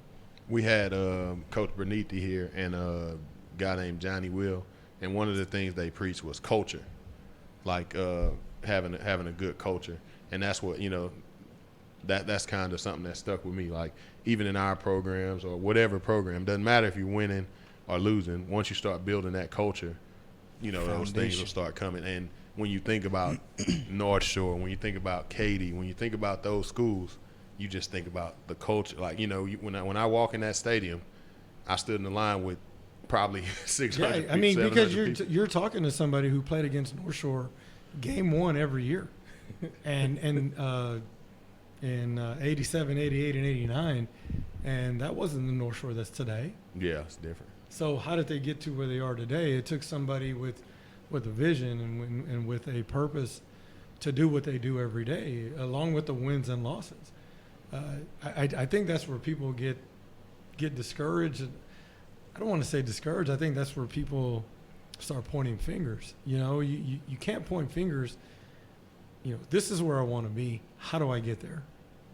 I get there with ups and downs. I don't care what program you coach.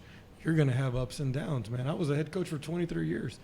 I've had teams I'm like, man, we're going to be pretty damn good this year. And get there and we're getting our ass whooped. I mean, you can't just turn your head and say, they're bad players or we're bad coaches. You just got to keep grinding and do what you do. Do something what you put in place what you want and go after it. So this year we were my youth team, third year in the Super Bowl. All year we had problems with the quarterback running back exchange. We lose the Super Bowl, and my mind goes right. If we don't fumble the ball, we lose 13-6. We fumble on the 4-yard line. Right, we fumbled it twice, throw 1 interception, so 3 turnovers.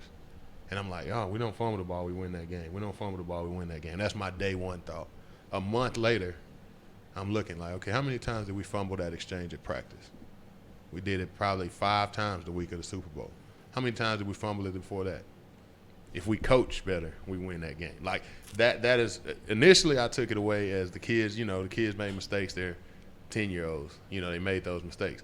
But as the time has gone on, mid-December, I'm like, dude, we made those same mistakes at practice. That same thing, that same exchange, we yelled at them all week for doing it. And we never got in there and fixed it. Like we never got in there and seen what was going on. Were y'all winning that week?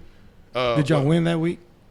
Yeah, we won every week. There you go. You can't ignore in victory what you would have defeated. Yeah. So, wow. We had been, and I think you get used to winning. That's why I always ask the coaches who win all the time. 3 years I got 2 losses to one team, right?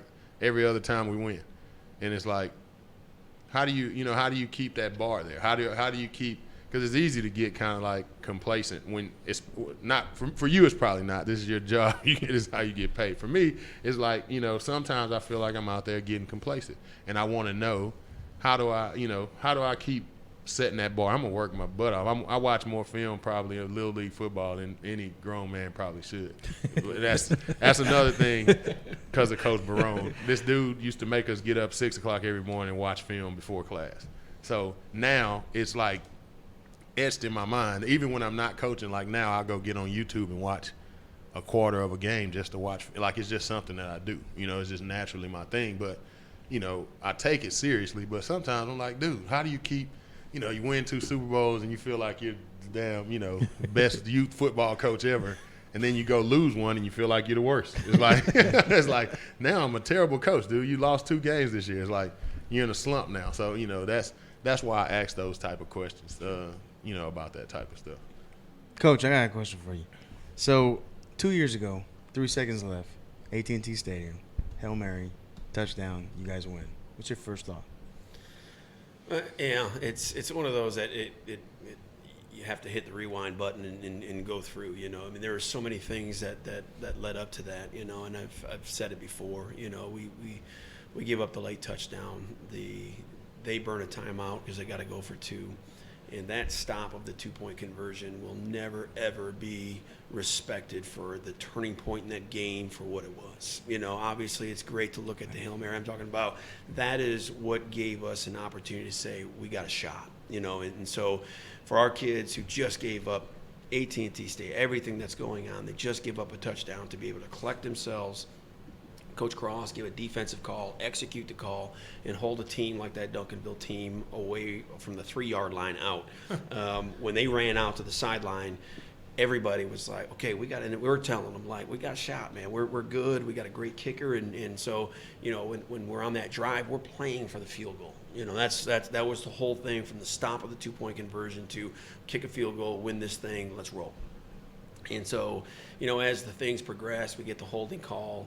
We're holding the timeout. We did an awesome job offensively of working the sideline in a 2-minute drill. It's textbook, just going through huge catches across the middle. And, just kids making plays and what you want to see. And,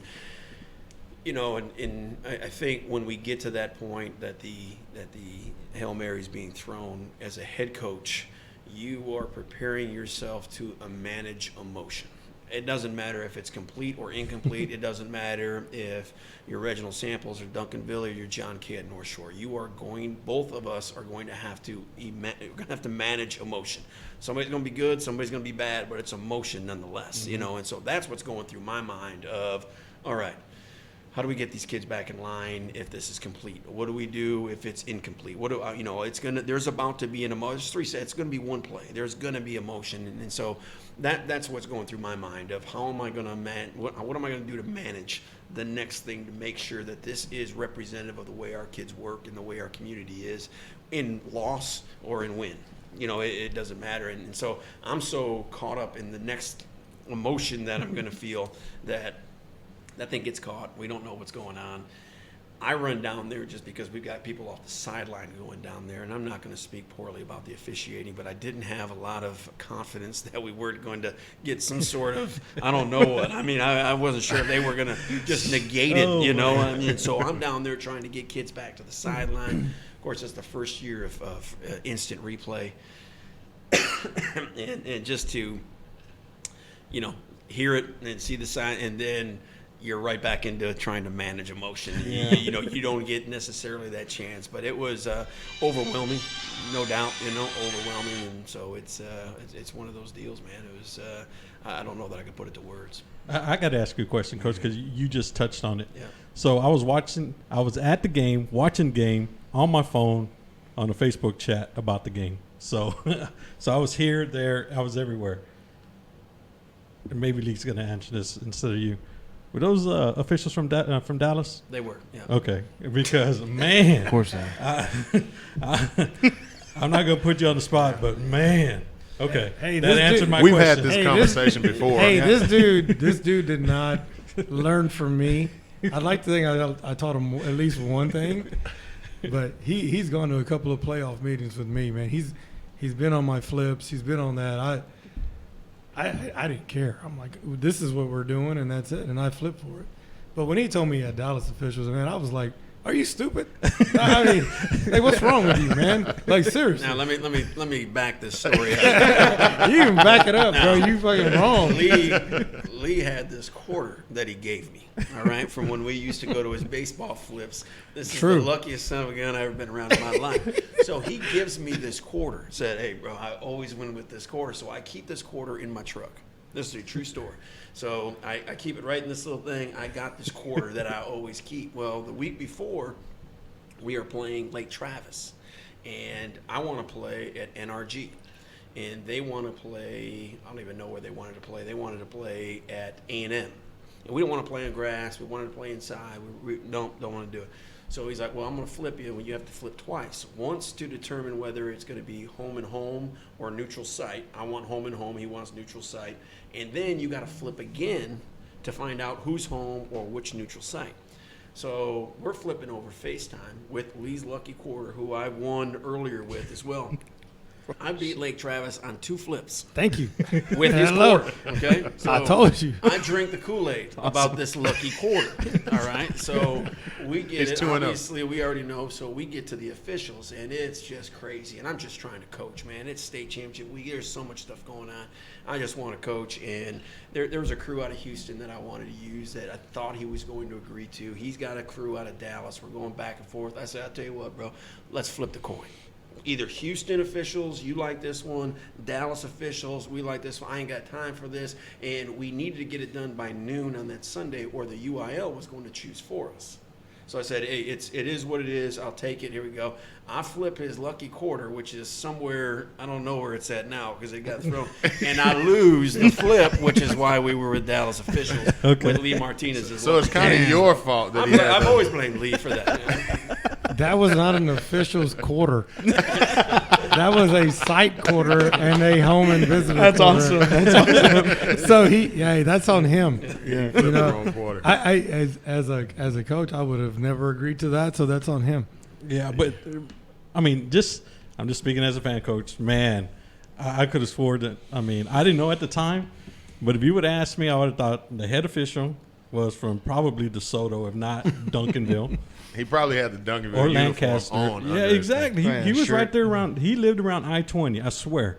I mean, because it was just, like I said, it was obvious. He threw like 30 flags on the tackle. Every time it was something. I'm like, dude. Said 30 flags. Yeah, he threw like 30 flags on 74, I think it is. He kept I'm going, just, and on this side, I'm a believer in this. I think the best team won.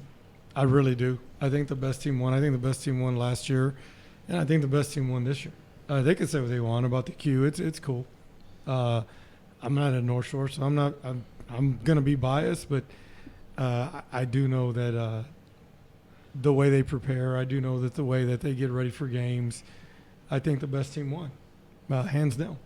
I'm gonna agree with that. Go ahead, Earl. What do we got to look forward to this year, Coach? Well, hopefully we can get back to work pretty soon, but I think we've had a really great off season. We've got some kids that are buying in, I think when you look at our team, Shadrach Banks and Demetrius Davis, the receiver and the quarterback. Shadrach had an up and down year with his injuries, but he's back, man. He's done everything that he could possibly do to get himself back and going, and he's as talented of a player as I've ever been around in my life. Another kid that looks like a Remember Coach Gaston told us he's going to replace DeAndre Hopkins. Right there, Texas fans right there. And then the quarterback, Demetrius Davis, and I was talking to somebody earlier about this layoff that we're in right now and how worried I was about it. These kids, those two kids specifically, because they got moved up to varsity as freshmen, have played 46 football games in 3 years. 46 full-speed games at the 6A level in the state of Texas in 3 years. And there's teams when we've been in hurricane short years and all, they didn't play that in 5 years. And so sometimes, I said it before, people asked about what I thought was a turning point in this past season. That layoff we had for the tropical storm, Imelda, was huge for us because I don't have the courage as a head coach to not practice or give the guys a few days off. We want to, but they had Wednesday off, Thursday off, Friday off, Saturday off, Sunday off. They had 5 days in the middle of the year and it wasn't the physical aspects of it. It was my face, my voice, the ceiling in the field house, the lockers, just the everything that goes along with being there day in and day out, that grind that I really felt kind of it re-sparked us. We had a little renaissance and it kept it fresh. And so, those two kids are going to drive the bus. But they're surrounded by good players. Some are D1 players, some are great high school players, but they're surrounded by kids that have bought in and that are working hard. That doesn't mean you're going to win games, doesn't mean you're going to win a state championship. It does mean that you're going to give yourself an opportunity to go out there and compete, and as a coach, that's all I want to know. I watched Demetrius past couple of seasons. I paid attention to detail, and that kid right there, man, it was awesome to watch him almost play around with the defenses in the playoffs. It was different. It was crazy. His physical skills and his ability speak for themselves, but that's a kid that in the off season right now, before we have this break, is working like he's trying to earn his starting position like he did when he was a freshman. Wow. Right now, given 2 back-to-back state championship MVPs, all the stuff is work, and that to me is truly a testament of his character and what you want to be about. So he's a humble kid, but you talking about coming to work, rolling your sleeves up, keeping your eyes down, and just going to work. He does that, and when other kids see that, whether he wants to be a leader or not, he is just by virtue of his position and his experience. Then that goes a lot longer than anything I can do as a coach, and so I'll never take that for granted. I know you got another about 14 months to think about it, but you got one in the holster. You got another gunslinger coming up through the ranks. We're always looking. Hey, like I said, the right people, bro. You got to find the right people. I mean, somebody will will themselves to do that. Yeah, it's crazy. I know it sounds crazy, and you played at a high level, but there's just some guys that can will themselves to do what they need to do to be successful. I think that once you get a program that can define themselves with players that can do that, I think that's where you want to be. You could talk about Davis all you want. Davis is great. He's one of the few quarterbacks I see where a quarterback is still where the ball is out of his hand on the break. I haven't seen too many high school quarterbacks do that. I was fortunate enough to be on the sideline with the Atascocita game. I mean, Atascocita receivers, come on, man. Yeah. I mean, those dudes are unreal. Yeah, man, I'm sitting there like, God. What'd y'all score, 1,000? Man, that score was, you have to in order to win against Atascocita. Hey, those receivers were unreal, man. I mean, and then to watch Davis, I mean, I was able to be on the backside of the sideline, and balls are out of his hand when they should be. And I think that's the hardest thing to do. I was never at his level as a quarterback. I think I became a I think I became a. See, Coach K laughing. That's bull. Are you serious right now? But once you become a coach, you know how it should be done. Yeah. And then when I see this kid and he's letting it go at the time he lets it go, you throw receivers open. You throw receivers open when they're not open. That dude is unreal, man. Yeah. I can't even explain that. Hard work. Speaking of Atascocita, they're in the district now, right? Yeah. That's going to be a – this district is awesome. I mean, it's going to be great football week in and week out. And so you talk about, I think there was one team out of the 7 of us that didn't make the playoffs, and that was only because they were in a pretty good district too. And so I think week in and week out, you're going to see some of the best football in Texas, not just the Houston area. Did they flip that coin again to pick y'all's district? No, shoot, I don't know who was responsible for that. That's UIL, brother. It's good because almost every week you guys are going to get a test. Oh, yeah. I mean, it's great football, and it's right there. I mean, that Atascocita game, when I look back at this past season, what an awesome environment to play. You know, you got 2 schools playing locally right in the middle, right in the Beltway, and that's what this district provides, with the exception of Westbrook, who has a great program. Everybody's right there on the Beltway. You're playing under levels. These kids know each other. They're going to compete day in and day out, and you know that's what you want, man. If we take a few L's because of it, so be it. You know, I want to see kids have to go out there and bring their A game, and that's going to do nothing but make us better. Hey, Coach, on Facebook during the playoffs, I don't know if it's you, the game was taking a lot of heat for where it was played at, because the thought process was it should have been played at NRG so more people could see the game. How did you feel about that? 100% my decision. That's where I wanted to play it. We won a toss to get it there, okay. and there's a few reasons why. Number one, I talked about in 2018 the flip with Lake Travis, and the only indoor stadium that Lake Travis can play at is the Alamo Dome. And the week we play Lake Travis, the Alamo Dome's not available because that's UTSA commencements, and so we can't play it. So I knew, because they played at NRG in 2018, the way the UIL operates, we have to reciprocate that in 2019 and go play at their home neutral stadium, which was going to be an outdoor stadium. So I wanted to play outdoors in the fact that we could use it. But the bigger factor was the fact that NRG is a great venue, no doubt about it. But in our community, you know, especially button up to the Christmas holidays, especially 2 years in a row, when you got to play $15 to park, when you have to pay $15 for the ticket, you got a family of 4. It's $6 waters, and that's a light bill. You know, and our people will pay it. And so for us, it was, what can we do for our community to make? Because I know they're going to go, man. Coach K for president. You know, man, I mean, seriously, that's a beautiful thing for you to. Steve didn't have to pay. You know, and so for us, it was just like, let's play. It's $8 tickets, free parking. Don't have to drive over there. It's Thanksgiving, and we're anticipating playing and going through. So there was a lot of different factors involved in that. You know, if the situation's right, then we're going to do it. But at the end of the day, we're going to represent our team first and our community, and we felt like that was in our best interest, despite the fact that I understand the concerns. Okay, that's a beautiful thing, man. For you to take all those things into consideration, being around the time it was, that's beautiful. And that's 2 years in a row, man. I mean, it was, you know, in 2018 it was Katy, Cy-Fair, Lake Travis, and then traveled to Dallas to play Duncanville. Man, that you know, if you're in one of these communities like in Austin, Westlake, if you're at a Lake Travis, that ain't no big deal, you know. But that's what I'm most proud of about these Duncanville North Shore games. Those are 2 communities that are very, very similar, and we're bucking the trend when you look at the people that are, you know, not necessarily the resources of some of these other schools that are able to make those runs on a regular basis, and we want to make sure that we're taking care of the people that are taking care of us. Man, dude, that's awesome. We thought we were important, I guess. We strolled up there to that stadium with no tickets, and there were 2,000 people standing out there in line.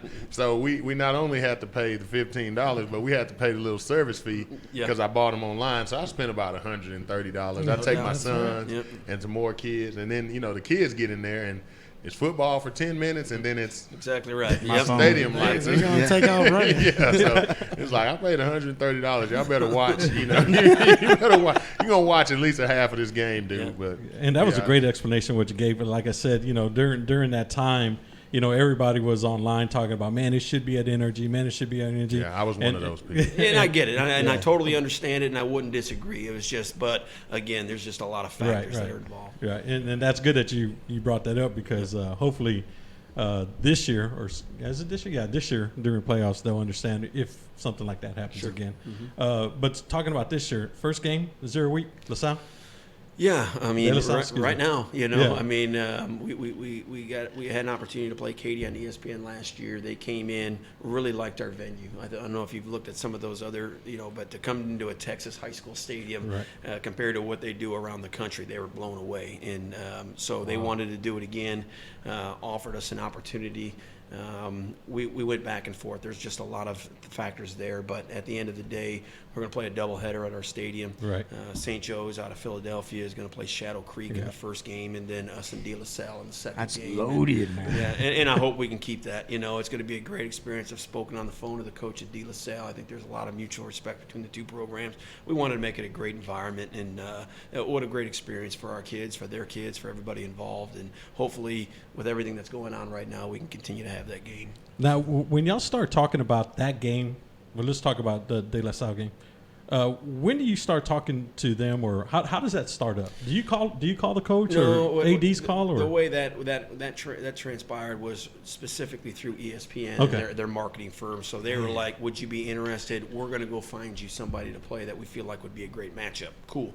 I don't know anything about that stuff. Now, I'm very careful of playing private schools, not because I'm against people privately educating their kids, that's fine, but I come from an area where private schools that can get any kid they want playing public schools, and the playing field was never even, and the state of Texas has it right, man, and so there's great resources to the public schools. Kids are playing in public schools, so you don't have to have the money in order to have a better athletic experience, and so I want to make sure we're playing public schools. So it wasn't easy for me to agree to play a private school, even one in California, just because I was an educator before I was a coach, and I just believe in public education, and I want to make sure we're doing everything we can to keep that going, and so I got a lot of respect for the way they handle stuff in De La Salle. I got an opportunity to work with a coach from California during the All-American game, and there's a lot of recruiting mills out there that are plucking kids left and right, and it's just I don't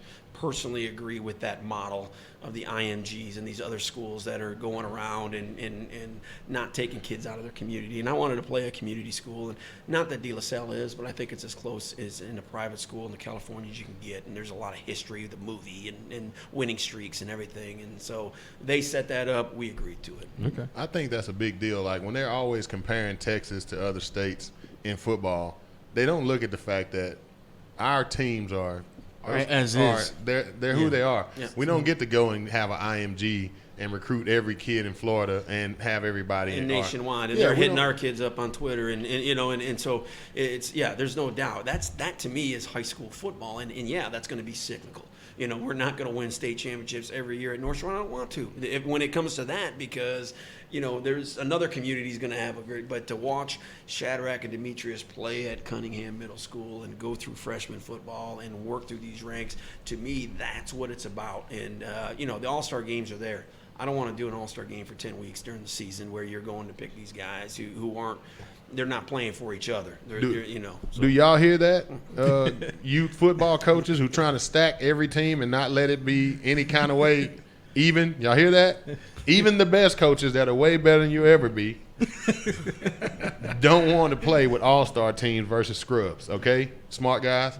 Like we deal with this all the time. You get kids and everybody wants to go and try to put all the kids on one team so they can say they won.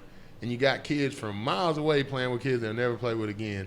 Just to say, oh, we won this game, and it's, I think it's crazy. I think you get the kids and let them play, teach them the game, and you win some, you lose some at the end of the day. But you're winning with the kids that are going to be around there. There's no reason I should have a kid from North Shore on my Pearland team. Right, and that's I just think that's in the end.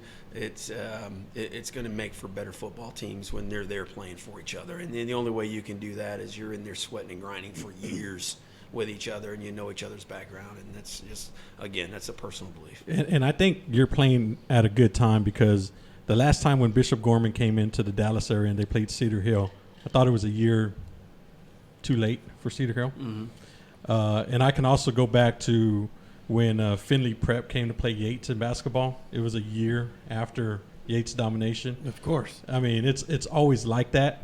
And so I'm glad you're playing, and I'm just going to say you're a good team. I'm glad you're playing them when you have a really good team, because unfortunately ESPN has showcased Texas teams playing private schools when it was probably a year after the fact. Yeah, I think there's no doubt, and they're extremely talented. I mean, we've exchanged video. We've had a chance to watch them, and I've always known who they are, and I think they do a great job of coaching their kids. And it's like I said, it's about the experience, and whether we win 70-0 or we get beat 70-0. At the end of the day, it has no impact on us going to the playoffs, no impact on us playing for a state championship. It's about collecting data to improve, and we're going to take it as such. I got one last thing for you, Coach. I'll be your personal security the year after that when y'all play Shadow Creek, because all those guys from Shadow Creek are my buddies.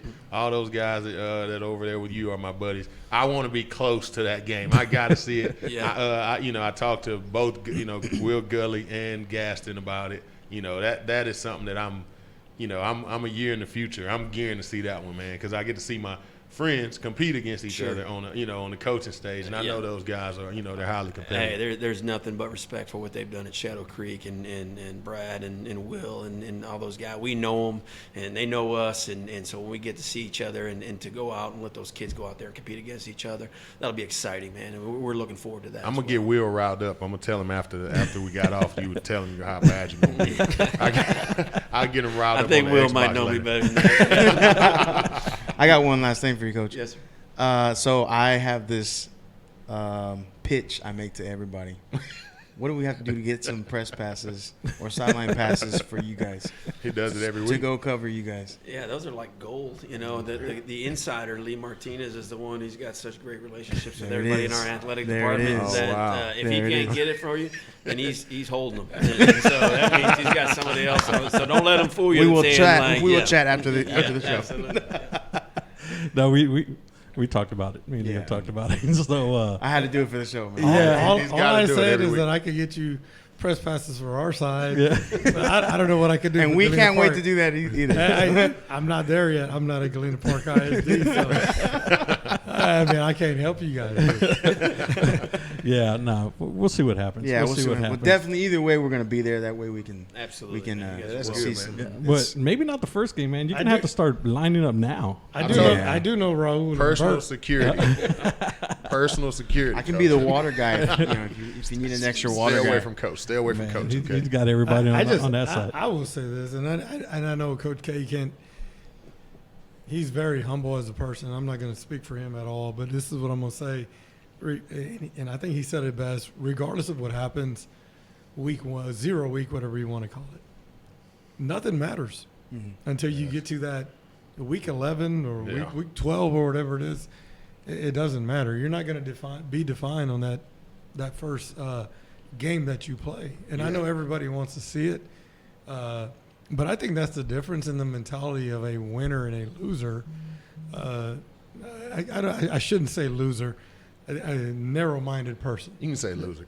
Okay, you said loser. Well, then let me say a loser then, because if you can't see how can I improve week by week, I mean you can't call yourself a good coach.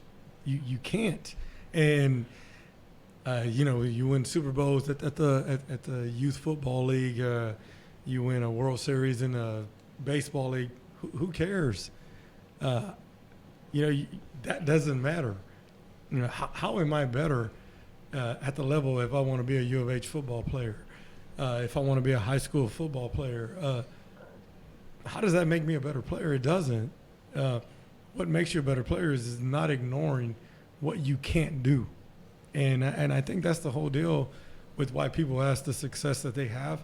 Well, of course, they have great players, and I'm not going to sit here and say they don't. They have great players, but I refuse to believe that they're the only high school in the greater Houston area that has great players. Definitely not. I refuse to believe that. It's what you do with them. It's what you do. Can you tell them, hey, man, you know what, you are a D1 prospect, but you're wrong. This is how you become a better player. And I think that's the difference. I've seen it with my own eyes. Yeah. You can say what you want, but I think that's the biggest difference in a good program and in a great program. I'm not saying that because he's my friend, but I mean, dude, he made me look at my own self in the mirror and say, dude, how can you become a better coach? How can you become a better coach?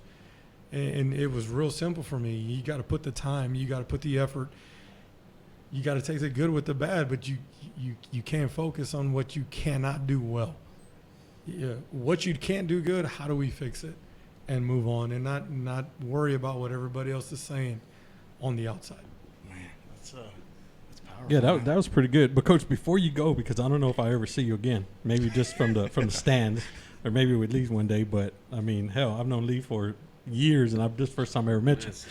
So That's a shame. That's terrible, man. See, that's terrible, man. Like, no, I'm just saying. No, yeah, I'm gonna tell you the bad thing about this is like these two, they're not very different. That's the crazy thing.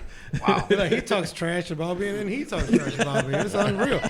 Before I know it, you two guys will be talking trash about me. That's crazy. But it's all in fun. If you get us those press passes, I won't say nothing. I'm not getting y'all a damn thing. Coach, but I got to know this because you signed. Well, a lot of your kids signed D1. Okay, I want to know when Nick Saban comes in, and I'm just throwing out names. Jim Harbaugh and all those guys. Do they call you on the phone? They email you? How does that happen? How does that work? Because I don't know. That's why I'm asking you. We've got a good relationship with all the schools, and they know we're going to have kids, and I think, they know they're going to be prepared when they come out. They're going to know how to work in the weight room. They're going to know how to go to class, and they're going to know how to watch video, and they're going to do the things that they want. So, they have specific times that they can come out. So we kind of know when they're coming. Generally speaking, depending on who it is, somebody from their office calls, hey, coach is coming by, be there at 10:30. Awesome. And then they come in and we sit down, we talk, and we give them the information. For me, in those, it's hard for me as a football fan, which again, I was way before I thought about, I'm a college football fan. And so it is sometimes a little bit difficult to sit down and Nick Saban sits down and not want to take a picture, but I hate that. They're there for a reason. They're working. I'm working. Let me give you the A, B, C's, and D's of which you need to go. And a lot of those guys are very accommodating, and they're going through. And you've got different guys. You brought up Coach Saban. He's a little bit more aloof, as you can probably tell. So he's not necessarily a guy that's talking to me about green dogs and blitz packages on third down.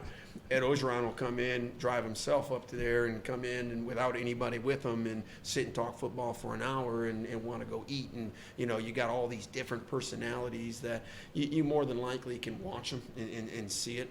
But for the most part, they're coming in, and they just want to know what they're getting. They want to surround themselves with good people too, and a great athlete that can't get out of the first semester doesn't do anybody any good, regardless of how many stars they may have after their names. And I think our kids are figuring that out, and definitely the D1 coaches are starting to figure that out. And hopefully at some point the websites will start to figure that out. I think because we always talk about that on the baseball podcast, I'm always talking about grades and how important they are. And after one of our shows, people are like, man, grades don't mean nothing. I'm like, yeah, they do, man. They do. No, this whole thought process of the old school, we can do whatever we want.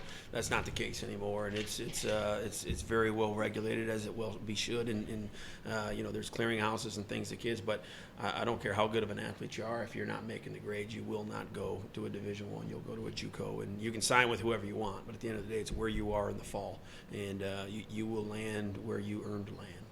With success, you're going to have a lot of schools that are going to come and try to poach some of your coaches. Mm-hmm. They already got one. They got a couple. Yep.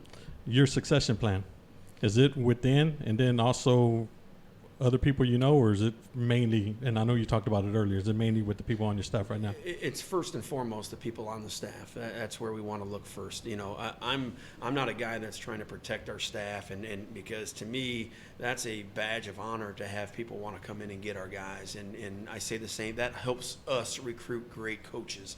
You want to be a head coach? Come here, work your tail off, and we're going to support you. And so when you leave, the next guy coming in, we can say, look, we've got examples of what we can do for you in your career, but here's what you got to do. Come in here, buy in, work your tail off with these kids, and we're going to help you get places. And so when schools come in and try to get the guys that are on our staff, to me, awesome. You know, I mean, I want to give them every opportunity to go through so that we can replace them with great people who know we're not going to be, you know, hiding them in the corner and not letting anybody know how good of a coach they are. To answer your question, I want to fill from within first. Okay. But the teaching fields, because every coach on our staff is a teacher in the building, that's the puzzle that we got to work through. So if I don't have a guy that's ready to move up that fits the teaching field that's open, then that forces me to go out. And but if I had my way, we would just keep moving them right through the system, because I again, like my interview, I know a heck of a lot more of a guy with 2 hours on the field than 8 hours in the meeting room. Right. And so I want to see the kids I want to see the coaches on the fields with the kids. That's there's no greater interview than that, and that's what these coaches that are in our system give me an opportunity to see daily. Are you in constant communication or somewhat communication with former players? Oh, yeah, absolutely. You know, I think our kids always come by. I saw Caleb Chase on, as a matter of fact, from LSU, who's going to go high in the draft. I was at the building on Tuesday to kind of sneak in and get some stuff because we're being real careful, and he came over, and it was great to see him. And I think a lot of our kids take a lot of pride in where they come from, and we talk about it with our kids that are in the program right now with our East Side mantra, and I think they understand where they're from, and when they do some great things, they never fail to come back and pay homage to the kids that are doing it now. And to me, there's no better thing. Before I let you go, against Katy, what was the ball? 1 yard line, 2 yard line, 4 stops? Yeah, 2016. How was it when you were on the sideline? Were you zoned in? Just walk me through your thought process, because I mean, from the stands, man, I was nervous as hell, Coach. I wouldn't even. You and me both. So, no, here's where I've been, and this was a difficult thing and something that I miss. But, you know, I was a defensive coordinator for a lot of years, and the first thing that I learned when I took over as head coach is, you know, as a coordinator, the worst coach position on the field was always my own, because I was coaching the D-line. I was yelling at the linebackers. I was looking at everything but the position that I coached. And I learned the same thing as a head coach. And so I take a lot of pride in 2016 when we, you know, had they hit that long pass to get down there at the 4 yard line with 1st and goal. I did not make any of those calls. That was all Garrett Cross. Wow. And our defensive coordinator, who worked with us for years, was another guy that was in the middle school, our head freshman coach, our DB coach. He's our DC right now. And, you know, it's to me, another one of those things that what do you got, man? And I'm calling it on the sidelines. I am a GA. I'm calling what Garrett Cross is telling me to call. You know, same thing. Willie Gaston runs our offense. He calls every single play. I don't overrule him. I don't call plays on that. If you see from the Hail Mary on, that is Willie Gaston. Every stop that we make is Garrett Cross. I don't overrule him. I don't tell him what he should be doing. Those are guys that I've grown through this profession. We sit at a table like this and make every decision that impacts our program. I'm a spoke in this wheel. And so, and I take pride in that. Those are guys that I work with that we're together. And so for me, I'm with you. You know, hey, tell me what you want me to signal in, and let's go.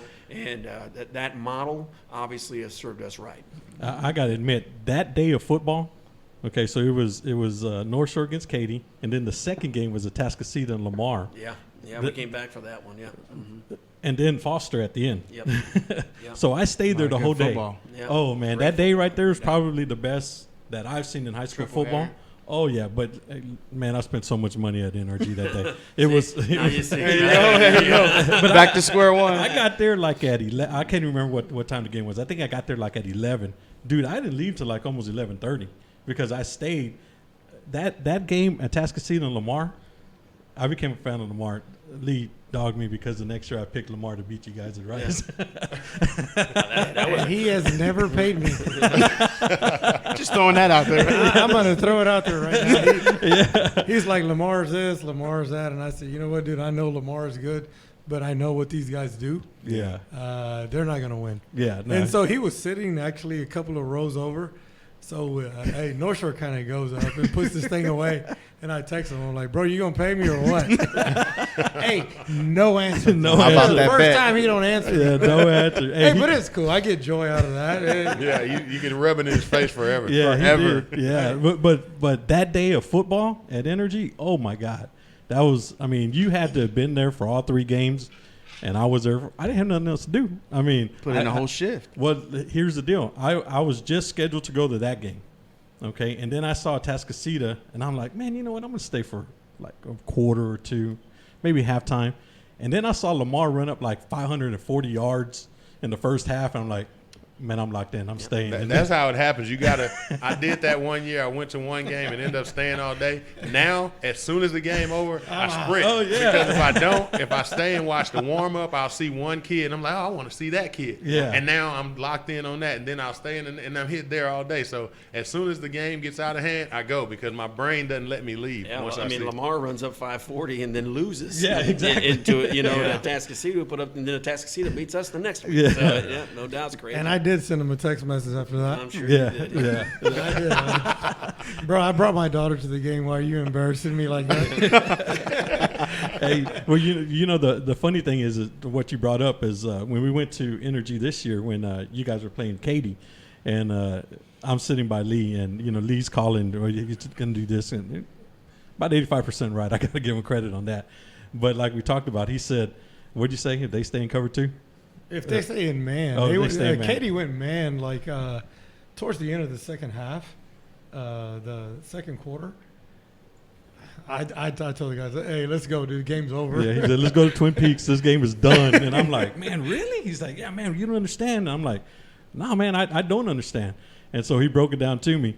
And pretty much everything that he told me at halftime happened in the second half. Right. And I was like, damn. Well, if you want to go man to man against North Shore, and Good luck. And a linebacker rolls out with your back, and you got QB counter, I mean, you're kind of screwed.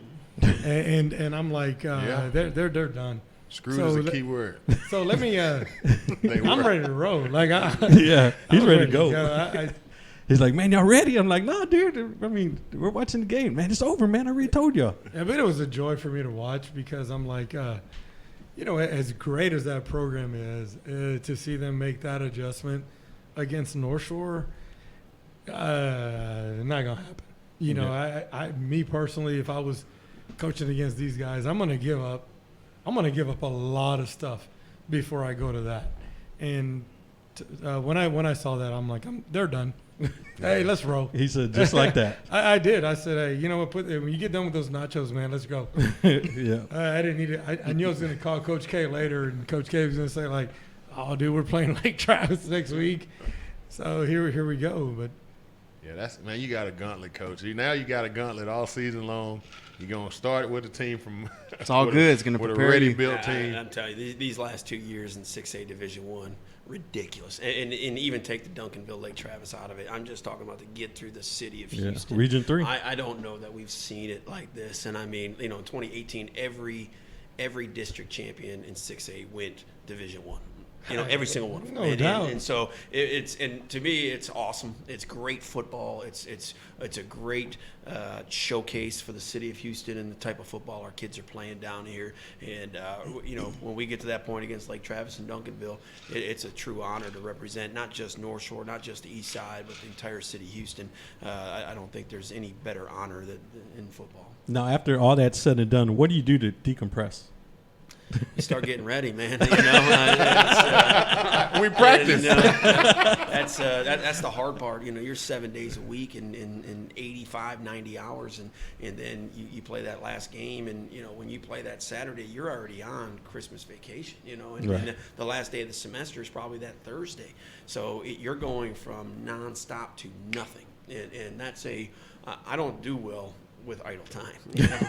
Right now, it's I got to keep a hard eye on myself because I don't do well without that. And I remember in 2015 walking to the press conference after we beat Austin Westlake and talking to Garrett Cross. And we're walking, just kind of looking around, just kind of dumbfounded. It's What's like, next? What do we do now, man? What are we gonna do? And so when we get back in January, we're so far behind. You know, we got to split campus, and so it's pedal down and roll your sleeves back up and get your eyes down, go back to work, and that's who I am, and that's who our community is, and I think that's why it's been a good fit. Man, well, Beautiful. on that note, Robert, anything else for Coach? We may never get him again. Yeah, Coach, it was a big honor for you to come out here. I know it's under the circumstances going on right now. It's a big deal for you to be here. You too, Lee. We appreciate you connecting us with him, and I'm a fan of this, guys. I've watched Willie on this. I've watched Kevin on this. I've watched Sheldon Benay. You guys do an awesome job, man. So anything we can do, I really appreciate you letting me part of this. Oh man. yes, sir. Really we do. appreciate you coming on. Yeah, we want to see y'all go big time, bro. That's the goal, man. Right now, y'all kind of local. Yeah. No. I agree. Hey, man. That's the plan. You got to crawl before you But, walk. yeah, I get that, but when y'all go big time, y'all gonna forget about. Oh it. no. I'm gonna call him and say, remember, I wanted to be your bodyguard. now I just want the press pass. Remember, I want the press pass. He's going to be calling for a press pass. There you go. Hey, I can get you. I back up. Hold on. I can get you press passes for Goose Creek, CI. Let's do I'll it. be there, man. I can't do it for Galena Park, bro. I gotta come see Coach Finn. You got to ask him, is it with the food or without the food? Because they be serving food in press boxes. We do. Hey, I tell you what. I'll take a press. Everybody else too. Coach, I go to a game every Friday. No matter what. That's seriously I go something to a that game we wanna- I every tell Friday. you what, man. The lady at Chick-fil-A, she hooks us up. Here you will get nuggets and sandwich and whatever you want, bro. I just watch football. Cheese. That'll It's be definitely extra. something we want to do is, highlight a team every week as much as we can, and maybe a couple teams, 2-3 teams. Yeah, We're definitely going to highlight North Shore. Hey, come on, man. We got some U of H guys, Yeah. B-Mid, Willie. Yeah, we and, got the U of H. The U of H. Yeah, connection. Mark Hopkins. He was talking Yeah, about Mark Mark, Hopkins. man. Earlier. Yeah. I don't know if Mark remembers, man. Mark was our play caller on NCAA football for 3 years straight, man. I'm gonna tell you what. We go to coaching school together as coaches. We go to the hotel room and Mark's like taking this TV apart, man. I'm like, what are you doing? He's like, I'm trying to hook up this PlayStation. I'm telling you, dude. I'm telling you, man. And I'm like, are you serious, bro? And so I'm talking trash to the next thing you know, I'm playing it. Do like half the night. It's addicting. Yeah, we're up to like 2 or 3 in the morning playing NCAA, man. Yeah, Mark, man. That's my boy. That's my guy. Yeah, so definitely, though, like I said, we appreciate both of you guys coming on. I know it's late. We don't want to keep you guys too much longer. Keep up the great work, man. I know Shore. Yeah, man. You guys Appreciate are doing a it, great job. Good, best of luck to you, Goose Creek. We'll be talking to you soon. Yeah. Go get them next. Go get them. Both of you. Go get them. Yeah. Julio, Appreciate you anything guys. before we go? Good job, guys. Roy? Great show. No, man. Y'all stay safe out there, man. It's Yeah, lockdown. There's not 10 of us here. All right. 1, 2, 3, 4, 5, 6. Harris County may look at us and say we're not 6 feet apart. I have a note that I'm exempt to be out. Me but too. I we'll got get to work. I got a note, man. But So- everybody be careful, man. Enjoy your family. Enjoy this little break from life, man. Yeah, we're never just- going to get just- it again, probably. Yeah, you We'll probably never won't. get it again. I know man. it's unfortunate circumstances, Yeah. but man, I'm enjoying my kids. I'm enjoying my family. I'm enjoying that time that I got with them. So it's a kind of a sit down moment at a bad, for a bad reason, but Yeah, enjoy it. You get a chance. Yeah, so, I want to thank everybody. Julio Jr., who's in the other room. Rob, thanks, man. Roy. Lee, thanks for coming through. Yes, sir. And Coach K, thanks for appreciate y'all for having me. taking the chance on us, man, and coming and talk to us. Just talking football. That's all we're gonna do. I mean, and if you have a chance, you're not doing anything on Friday, we're gonna be talking nothing but baseball. So I'll be tuned in. I guarantee you that. Hey, so Coach K told me he was a sophomore baseball coach and had a win at Alvin. did he? That's terrible, man. I'm gonna tell you right now, man. You know what? And he probably looks at me the same way as a football coach. I mean, come on, man. You're a head football coach. Come at on. North Shore. Hey, high school. He won a sophomore game at Alvin. Come on, That's a man. win, though. 2 of them. Mikey G is our outfielder. And Willie swore up and down he played baseball. I'm like, Willie, come on, dog. Man, Willie's a on. laid back guy. He's Hey, just man, real he's- chill. Oh, We Willie- like that guy, man. I love that dude, man. Yeah, And that's by that's the my way, guy, man. that guy right there, and I know Coach K don't want to hear it, but that guy right there is going to be a hell of a head football coach somewhere someday. Why wouldn't I want to hear that? Because he's your OC guy. I get that. But, He is going to be. He's going to make some district very, very happy. Well, I pitched him. I can't say where, but I pitched him already. We'll talk about it once I take the It's probably Shadow Creek, Pearland, Dawson, or Pearland. No. I'll tell you when we get off. Oh, that's funny. But once again, Coach K, thank you for coming in. Like I said at the beginning, when we started this, we had you on the far right list that we were going to ask you, but you probably wouldn't pick up a message or anything like that. So it's so it's real good to have you here and have you in front of us. Another Like I said, big name off the list. Yeah, exactly. And so we thank you once again, and we'll be going to see you. And hopefully, are this year's rings or last year's rings going to be bigger than the one you got? They are. Yeah, they're somewhere in this range. Right there. Deservedly so. There you go. Preview. He won't say it, but he showed me kind of a mold of them, and they got to be someone in Houston, man. I'm like, dude, that's legit right there. That's on the side, man. That's unreal. And for a high school program to be someone. If you guys On want the to ring? send a couple over, it's Yeah, maybe we'll see it one day. They need to start giving them away at their stadium. There you go. There you go. The Astros do. ESPN, the week zero game. replica, There yeah. you go. They would sell out. I promise you. They Man. would sell out in a minute. That's beautiful. I'm gonna have one. I'm gonna be working for ESPN. I gotta get in that stadium some kind of way. I missed the Atascocita game. I'm not missing that weekend. I'll be the first not one. at all. If you work for ESPN, Rachel Nichols, dog. Nichols, shoot your shot. I'm the same way, man. Same way. Hey, put me down. Put me down.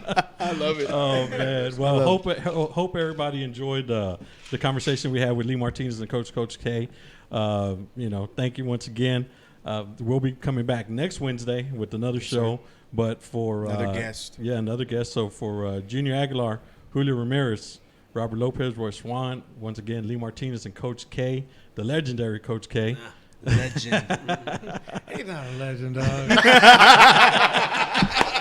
Hey, that's what I'm talking about right now. I love it. I'm Steve Medina. Thank you for tuning in to the Check Down Podcast, brought to you by the Wind Up Media Group, also our sponsors, C4 Bat Company, Issa Cookies, Ferrari Michelada Mix, and Wick Web Design.